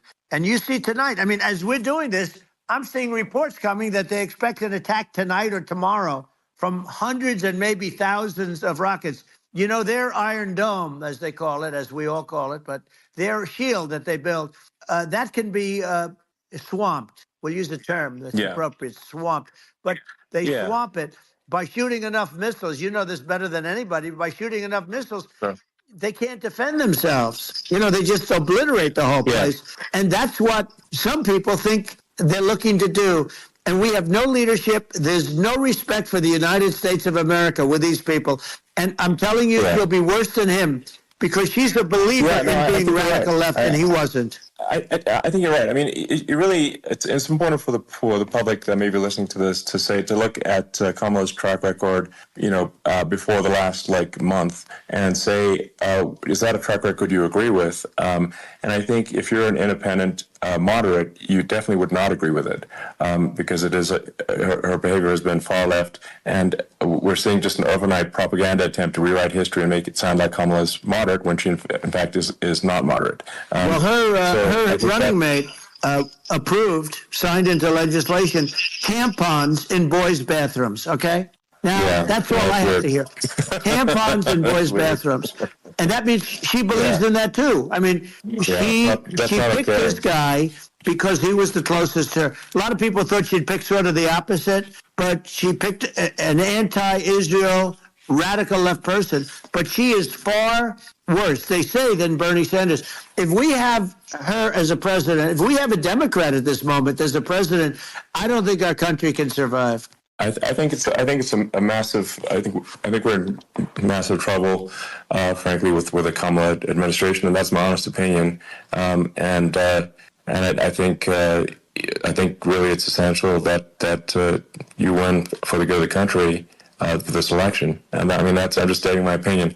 Now, you may have seen this, but I got a letter from the EU Commission, saying, to not have disinformation on during this discussion that we're having. There's a lot of attempts to do censorship and to force censorship, even on Americans from other countries. And what do you think about that? Well, I know the European Union very well. They take great advantage of the United States in trade, as you know. We, through a different form, NATO, we protect them. And yet, if you build a car in the United States, you can't sell it in Europe. You just can't sell it. It's impossible. The same thing with our farmers. Our farmers find it very difficult to do business. We have a deficit with them of $250 billion, which people don't know. It sounds so nice, the European Union, but let me tell you, they're not as tough as China, but they're bad. And I let them know it. And that's probably why they notified you. No, they don't treat our country well. We defend them, with Ukraine. So we're in for $250 billion, and they're in for about $71 billion, and they have the same size. If you add up the European nations that, in terms of an economy, it's about the same size when you say as us. And they're and they're in much greater risk. They're right there. We have an ocean separating us from, in this case, the enemy would be Russia. It used to be for the Soviet Union, but let's assume they're close enough. And what happens is they're in for 70-something million. I think even less than that, billion. And we're in for about 250 billion, and it could be a lot higher than that. And I say, why aren't you going to equalize? Why aren't they paying what we're paying? And they're in much more, it's much more important for them because of the fact that, they're right near there. They're all sort of in that location. We're not. But they should, and I did it with NATO. There were only 7 countries that were paid up in NATO out of 28 at the time. And the United States the United States was subsidizing NATO, tremendously subsidizing NATO. And I went in and I said, you got to pay up. If you don't pay up, we're not going to defend you any longer. I took a lot of heat, but you know what happened? Billions and billions of dollars came flowing in. And I think a lot of the public isn't aware of the fact that the United States pays a disproportionate share of the NATO expenses. And then we get taken advantage of on trade. So think about it. Well, the point of NATO is defending Europe, and it's it's like, then okay, well, why is the United States paying disproportionately more to defend Europe than Europe? That doesn't make sense. That's unfair, and that is an appropriate thing to address. Well, when you talk about cost cutting and savings and everything else, honestly. Look, there's nobody that feels worse about the Ukraine situation than I do, because I know it would have never happened. I know Zelensky. He was very honorable to me, because when they went with the Russia hoax and they said I had a phone call with him, he said it was a perfect phone call. It was a great phone call. He could have grandstanded and, said, he was very threatening. He said, no, it was a very nice phone call. I called him up to congratulate him on his win, and you end up getting impeached because these people are lunatics. I was talking about the difference from the people within and the enemies on the outside. In many cases, the people from within are more dangerous for our country than the Russians and the Chinas. If you have a smart president, you're not going to have a problem with them. You're going to do things. Yeah. Now, they've taken advantage of us incredibly, but you're going to do things with the right person. Yeah, well, I think it's obvious that you're a believer and an advocate of free speech, because during your first term as president, you were attacked relentlessly every day, often very unfairly with false attacks, and you didn't try to shut down the media. You didn't try to inhibit their freedom of speech, and I think that says a lot. Well, the good thing is that you and I have, and some people, very few, we can get the word out. Although sometimes it's hard because they don't want to print it, like we're having a great conversation right now. Kamala wouldn't have this conversation. She can't because she's not smart. She's not a smart person, by the way. She can't have this conversation. And Biden, we don't even have to talk about it. I mean, he couldn't have this conversation. He would have given up on the first half of a question. He would have walked out. He would have said, "Where am I? Where am I going?" So anyway, but no, he wouldn't have this. That's true. Not a lot of people would have this conversation, but we cover a lot of territory. But the beauty is that we can have a conversation, and I'm able to get it out without, because I get treated unfairly. This is a really big point. You can actually have a conversation with you. That's nice, isn't it? And you can't have a conversation with Biden or Kamala. It's like it's not possible. That's true.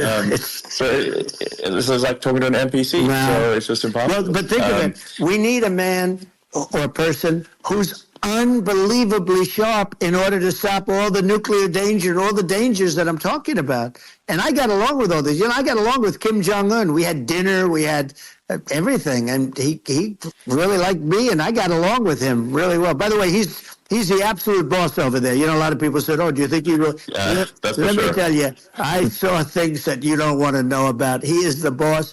But we had a good relationship. And he doesn't like Biden. He considers him a stupid man, he said. He's a stupid man. Well, at least he speaks his mind. But, in this country, you're not sort of allowed to say it, but I guess you are. You should be allowed to say it if it's true.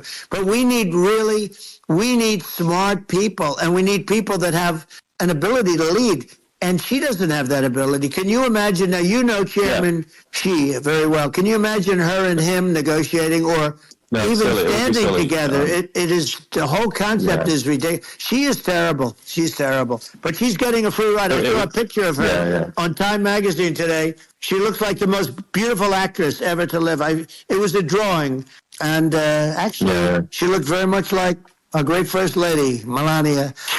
She didn't look like Camilla. That's right. But of course, she's a beautiful woman. So we'll leave it at that, right? Yeah. Well, maybe it's like, I think part of what people in America want to feel excited and inspired about the future. They want to feel like the future is going to be better than the past, and that America is going to do things that are greater than we've done in the past, reach new heights that make you proud to be an American and excited about the future. They want the American dream back.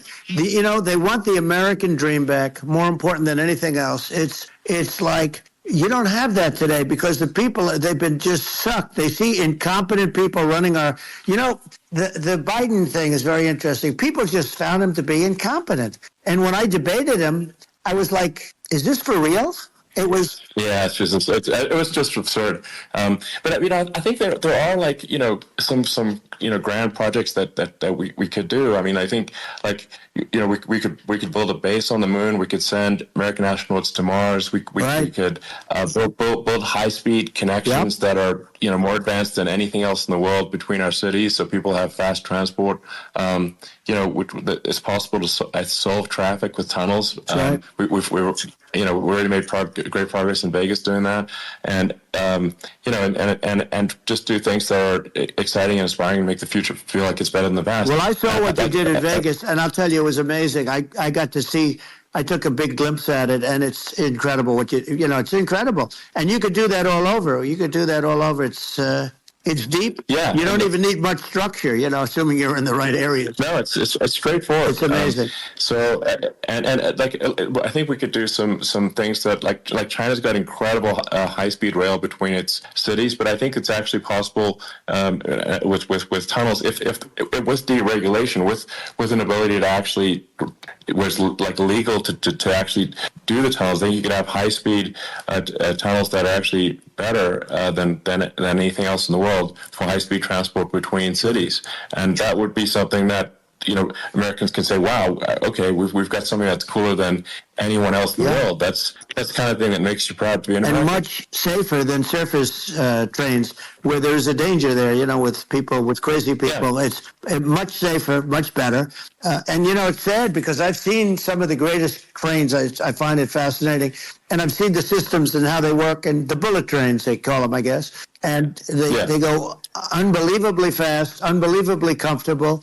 with no problems. And we don't have anything like that in this country, not even close. And it doesn't make sense that we don't. Doesn't make sense. Yeah, and I think also like there's, I'm kind of hopping on the excess regulation, but I think something that I think people can generally understand is that what happens with laws and regulations is that there's more and more of them every year, and unless there's a process to clean them up, eventually everything becomes illegal, and that actually it slows down the development of new technologies. I mean, if you take sort of like, I think there's room for some reform at the FDA for improving the speed with which we approve drugs that could help save lives and improve people's lives. And I worked very hard on that. We got that down to the lowest number ever. And we got therapeutics approved in the FDA that people can't even believe the speed. But I took them on. I don't think they like me too much, but I got things approved in the FDA at numbers that they wouldn't believe. And, it's a very bureaucratic group. Actually, it's a fine group of people in many cases. I got to know a lot of them, but I was pushing them really hard for Regeneron, for so many different things that were really pretty amazing. But the FDA takes too long. It's 12 years to get a product approved. I got it down to 4, and I got some things done very quickly. But it's really something that is going to have to be worked on because it takes too long. Just takes too long. Yeah, it just takes too long, and you end up in the same with the approval, but it's just it takes years instead of something that I think could potentially take months, and that improves people's lives. Yeah. I think I just wanted to sort of hop on this point that like there has to be an active process for reducing rules and regulations, because otherwise they just keep building up every year, and you get like hardening of the arteries, and eventually everything's illegal or takes forever, and then we just ossify as a society. We can't make any progress, and it's a really big deal. Elon, just getting back to the FDA for 1 second, I got something done called Right to Try. This is where you can go in, and if you're terminally ill, you can use a space-age, medicine or whatever it may be. We have the best doctors, the best labs in the world. We really do. But people would go to other countries because you couldn't use the product, even if they thought it worked, because it's going through the FDA. I got it approved where you can, you basically, look, nobody wanted it. The doctors didn't want it because of the liability. The country didn't want it, our country, because they didn't want to get sued. These are people terminally ill. The insurance companies didn't want it, and the pharmaceutical companies, nobody wanted it. I got everybody into a room, and we came up with an agreement that you won't get sued. And also, they didn't want it on their record. If somebody's terminally ill and they die after taking a drug, they didn't want that on their record. So we set a separate list if somebody was, so it wouldn't count as a negative. Okay. And as you know, we got it done. We have saved Right to Try. They've been trying to get this done for 58 years, and it sounds simple, but it wasn't, because the insurance companies, nobody wanted it, but we got it done. Sure. Somebody you sign a document that you're not going to sue the insurance companies, the country, you're not going to sue anybody. And we got it done, and we're saving tens of thousands of lives. Right to Try. Hopefully you never need it. But if you do, you don't have to travel to Asia. People, if they had money, they go to Asia, they go to Europe. If they don't have money, they go home and die. That's what happened. They'd go home and die. Yeah. Well, I mean, and actually, to give Europe some props here, it's like if a drug is approved in Europe, which has a crazy amount of regulations, it should obviously be approved in the U.S. Yeah. I mean, they get more regulations than we do. So why would a drug be approved in Europe and not in the U.S.? That's crazy. Well, we did it. We did something that really, they've been trying to do it for 50 years, and they just couldn't get it done, and I got it done. And it's really something. But you're right. Some people go to Europe because a drug isn't approved here, but it's approved in Europe. And it's a drug that, generally speaking, would work. It's pretty crazy. Absolutely. You're right. And I think so, as long as people are properly informed of the pros and cons, and like these are the risks, these are the risk, and like you make your own decision. Yeah. That makes sense. Well, I think just, in sort of closing up, and by the way, I'm looking at the numbers. You got a lot of people listening. I hope you don't get nervous, because you got a lot of people listening to you right now, like 60 million or something. What is that number? That's crazy. It's amazing how you can see that right away. What is the number? Wow. What is it? Well, wow. I think in terms of people... That's bigger than you said. You said 25, and you're much more than double that number, 25 million. I think you're going to be 60 or 70. And I guess over a period of time, hey, I congratulate you. Do I get paid for this or not? Well,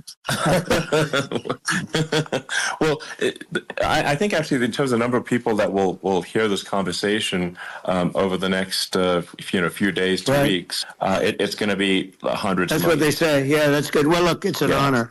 Yeah, I just asked this: are you better off now, or were you better off when I was president? Nobody's better off now. People, we put out polls on that, and nobody's better off now. Inflation has killed it. And, they also feel very unsafe. You look at what's going on with a lot of different things. You look at the riots we had at the colleges it's ridiculous, but all of the riots, they just feel unsafe. And now they really feel unsafe because you have a new form of crime. It's called migrant crime. I call it Biden migrant crime. Maybe I'll call it Kamala migrant crime. But with all these things, I always try to get to the ground truth by just asking people. And my mom lives in New York, and I was like, Mom, have any of your friends, been attacked or assaulted? And she said, yeah, 3 of her friends in 3 separate incidents were assaulted just in recent months, just walking around the streets in New York. And I said, well, what happened to the people that assaulted them? Oh, nothing. They got away. They just know they always get away. Nothing's going to. And they don't even bother reporting it because they know that they're not going to, people are not going to get prosecuted. They just let, violent criminals out in New York. The only one that gets prosecuted is Donald Trump. They prosecute Trump. Yeah, it's just obviously messed up. Oh, it's terrible. If violent criminals are getting off scot-free, and meanwhile the New York spending massive resources prosecuting you, and it's like what's this? And I think the sort of sensible public looks at this and says, well, what the heck's going on here? This is obviously abuse of the legal system. The legal system is supposed to be protecting the public from violent criminals, and it should be obviously allowing the public to make their own decision about who should be president, as opposed to some legal case. Once they start this precedent, because this can go on with the next one. This is a very bad precedent what they're doing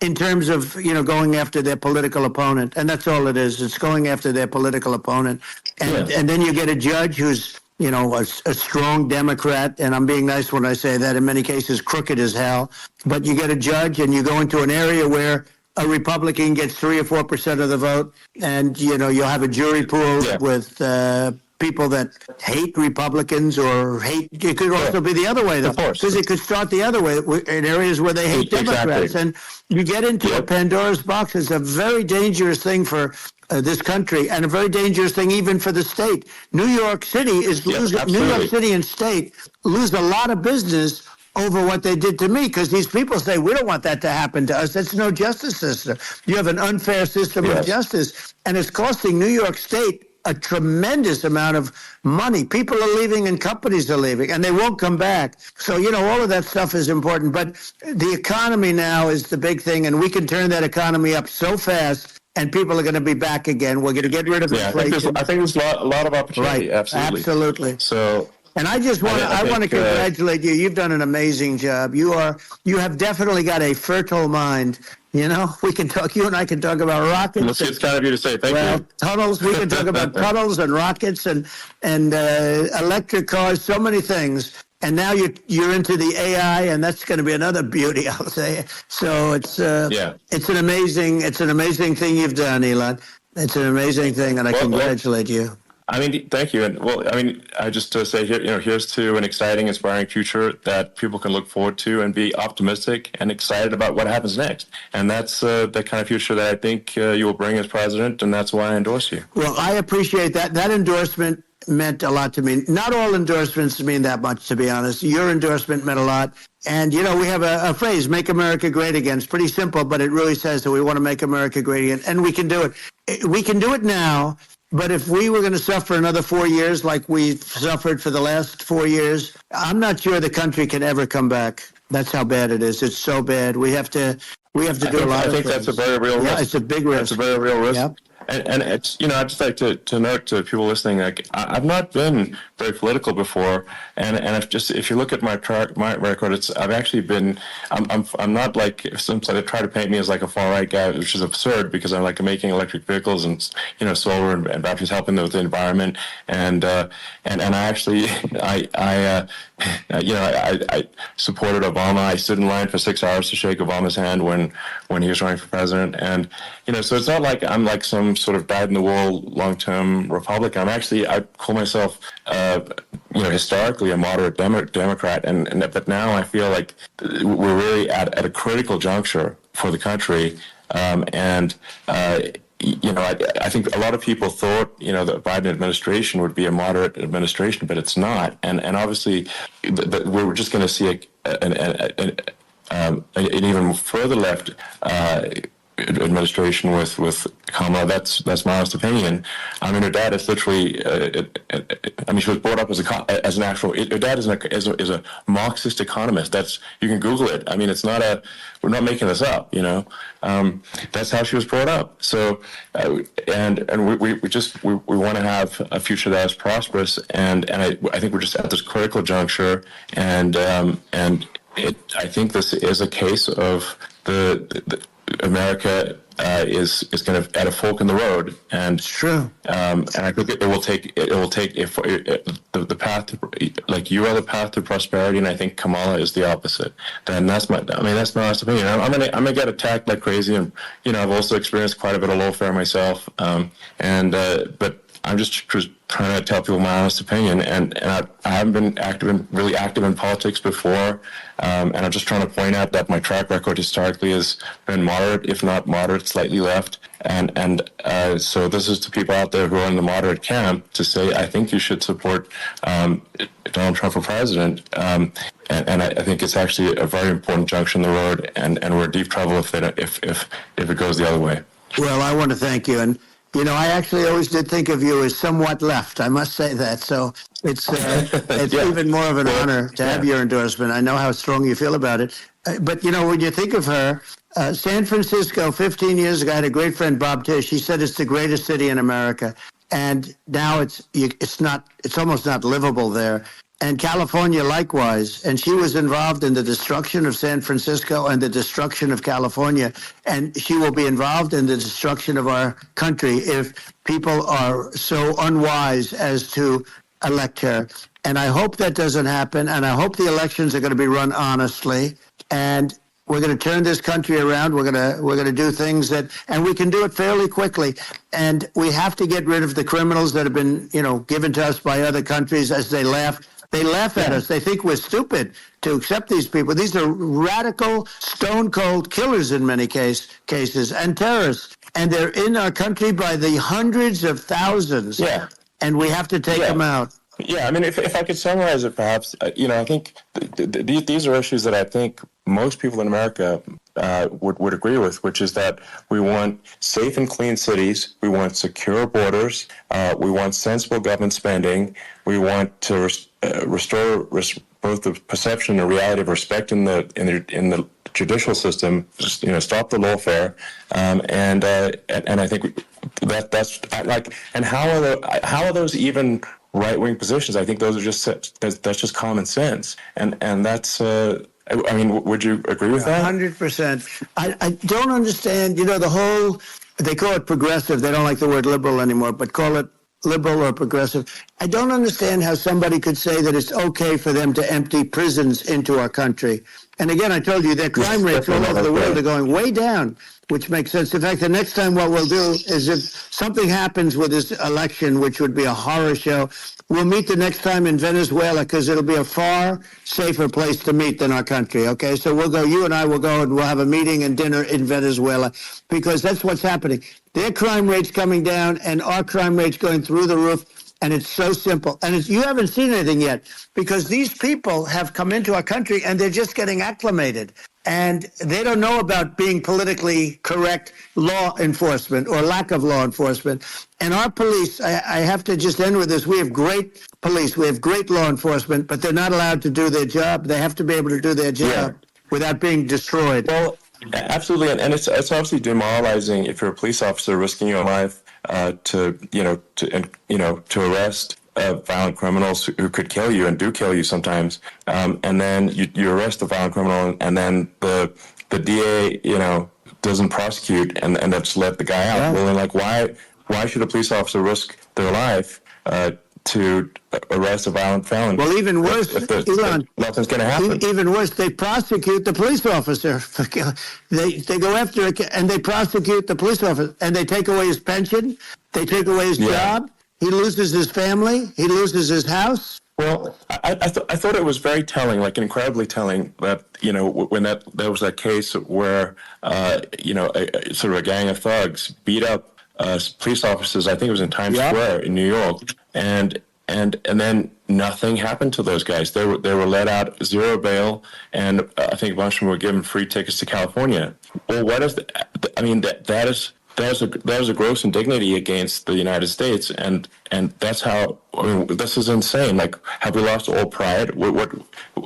How can such a thing be allowed to occur? I've never seen anything. We see where they get shot. It's a very dangerous profession, but it's something they're very proud of, and they want to be able to do their job. But I've seen them get shot. I've seen a lot of things. But I've never seen where these guys are standing in the middle of a big street, everybody watching them, and they're literally boxing, like punching, stand-up fighting a police officer. There were two of them, and you had about 60 of these guys, and they're punching the hell out of them. And in their own country, they would be dead if they did that. They'd be shot. They would be shot instantly. And, they come from these countries, and it's taking them a while to realize that we don't do that in this country. But in their own country, if they stood on a street and had a fight with a police officer, they would be shot. There's no political correctness. And it's such a sad, it's such a sad thing to see. And that's the reason you have crime, by the way, because we don't do anything about it. Yeah, we just cannot have a situation where our police officers are beaten up on camera by a gang of illegal immigrants, and then nothing happens to the guys that beat up the cops. I mean, and they're let out. This is unacceptable. Well, we're going to change it, and we're going to get them out of the country. When I first got involved, they said you couldn't get them back to these countries. You couldn't take them back. In the case of Guatemala, Honduras, El Salvador, some others, you couldn't get them back. And I said, really? Oh, you can't get them back? Because under Obama, he couldn't get them back. They'd fly them in, and they'd put planes on the runways in these countries so you couldn't land a plane. They'd bring them back. And the generals told me, sir, we can't bring them back. The countries won't accept MS-13 gang members. They won't accept them. And I said, really, how much do we pay these various countries in terms of economic aid, which is also somewhat ridiculous? And the answer was $750 million. I said, good. Tell them they're in default. They're delinquent. We're not paying them anymore because they won't accept it. And you know what happened? They all called me, every one of them. They said, we would be honored to take them back, sir. We would be honored.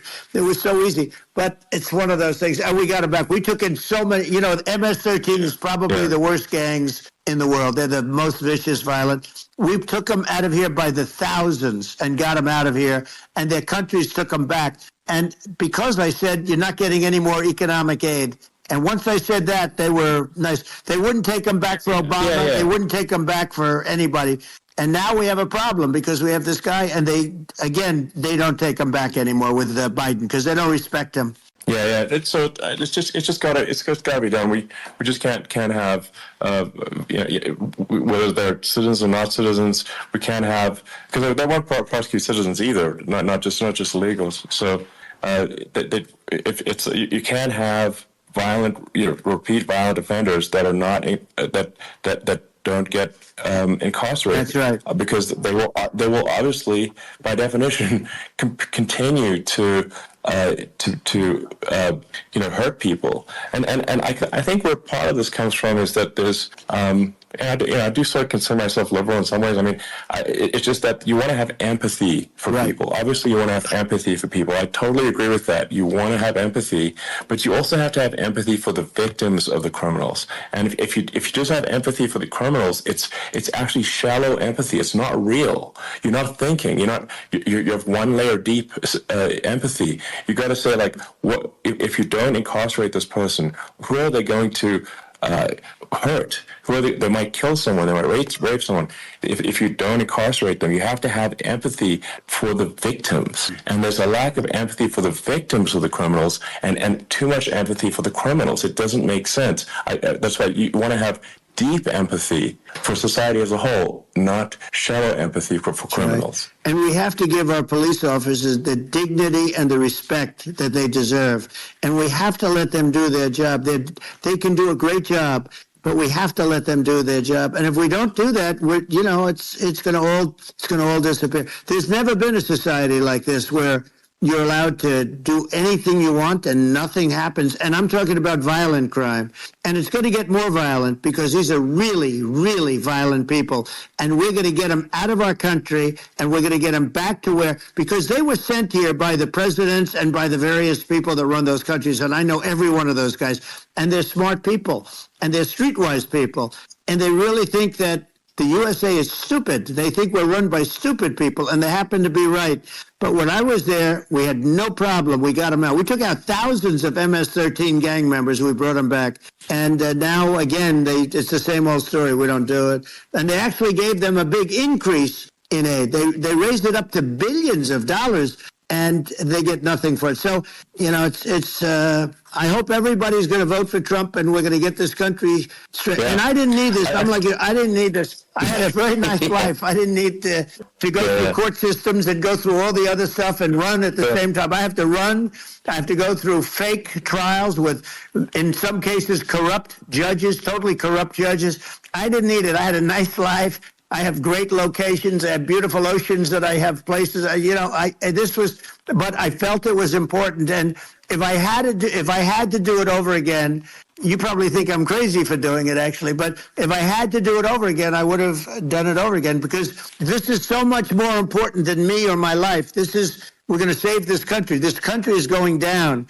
And these people are bad people that we're running against, and they're liars. They make statements. They do things that are so bad. They say they're going to make a strong border. They say they've been great on the border, and they've been the worst in history. They say they're going to stop crime. The facts speak for themselves. It's so incredible. Speak for themselves. It's got to the point where people just don't even bother reporting crime in a lot of cities because they know nothing is going to happen. That's what I hear anecdotally from people all the time. It's just my values. I'm just saying to people out there, like the things I think are important for the future is like we've got to have safe cities, we've got to have secure borders, we've got to have sensible spending. And we've got to have deregulation, and so we can have a prosperous future. And then we want to have some exciting, sort of moonshot projects that people can get fired up about. And that's the future I'm looking for. And I'm pro-environment, but I'm not against. I'm not like I don't think we should vilify the oil and gas industry because they're keeping civilization going right now. And but I do think we want to move a reasonable speed towards a sustainable energy economy. Those are my values, and I think so I mean that's why I'm supporting you for president. Well, I appreciate it. We're going to give incentive to companies to come into our country, not to leave our country. We're going to be giving tremendous incentives. We want companies to build here, not to build in other locations, and we want to create jobs. And again, it's about the American dream. You don't hear about the American dream anymore, Elon. You don't hear. You're the American dream in the truest sense, but you don't hear about the American dream anymore, and you're going to hear about it. People, they need that incentive to go out and do it, and they're going to love their lives. I mean, they're going to look forward to getting up in the morning and going to a job that they love, not a job that they can't stand, or not any job at all where they have no money, where they literally have no money, and then they end up with violence and lots of other problems.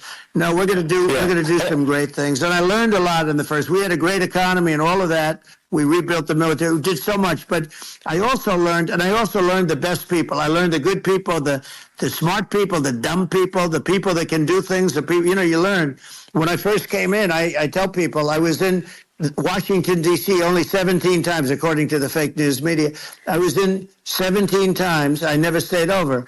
and you don't know people. You rely on other people to give you names, and then you realize the people you relied on weren't so good. Now, we had great people, but we also had some where I wouldn't have, used them had I known. Now I know everybody, and I think we're going to really turn things around fast. We have no choice, otherwise we're not going to have a country. And I really appreciate this. To me, it's been a lot of fun being with you. You're an amazing guy. You've done an incredible job and a great inspiration to people. A great inspiration, and I hope you keep going and just continue to do well. And we're going to have a big election coming up, and I think November 5th will be the most important day in the history of our country. I think that election will be the most important election, and I think it'll end up being maybe the most important day in the history of our country, because if we don't win, I just feel so sorry for everybody. No, I think we're at a fork in the road of destiny of civilization, and I think we need to take the right path, and I think you're the right path. So I think that's what it comes down to. Thank you very much, Elon. It's a great honor, and we'll do it again sometime. And it's been really fun, and I hope you got a lot of viewers. I hear you got a lot, but I hope you got I know you got a lot of them. So I appreciate it. I'll see you soon. All right, sounds good. Thank you. Thank you, Elon. Thank you very much. Bye.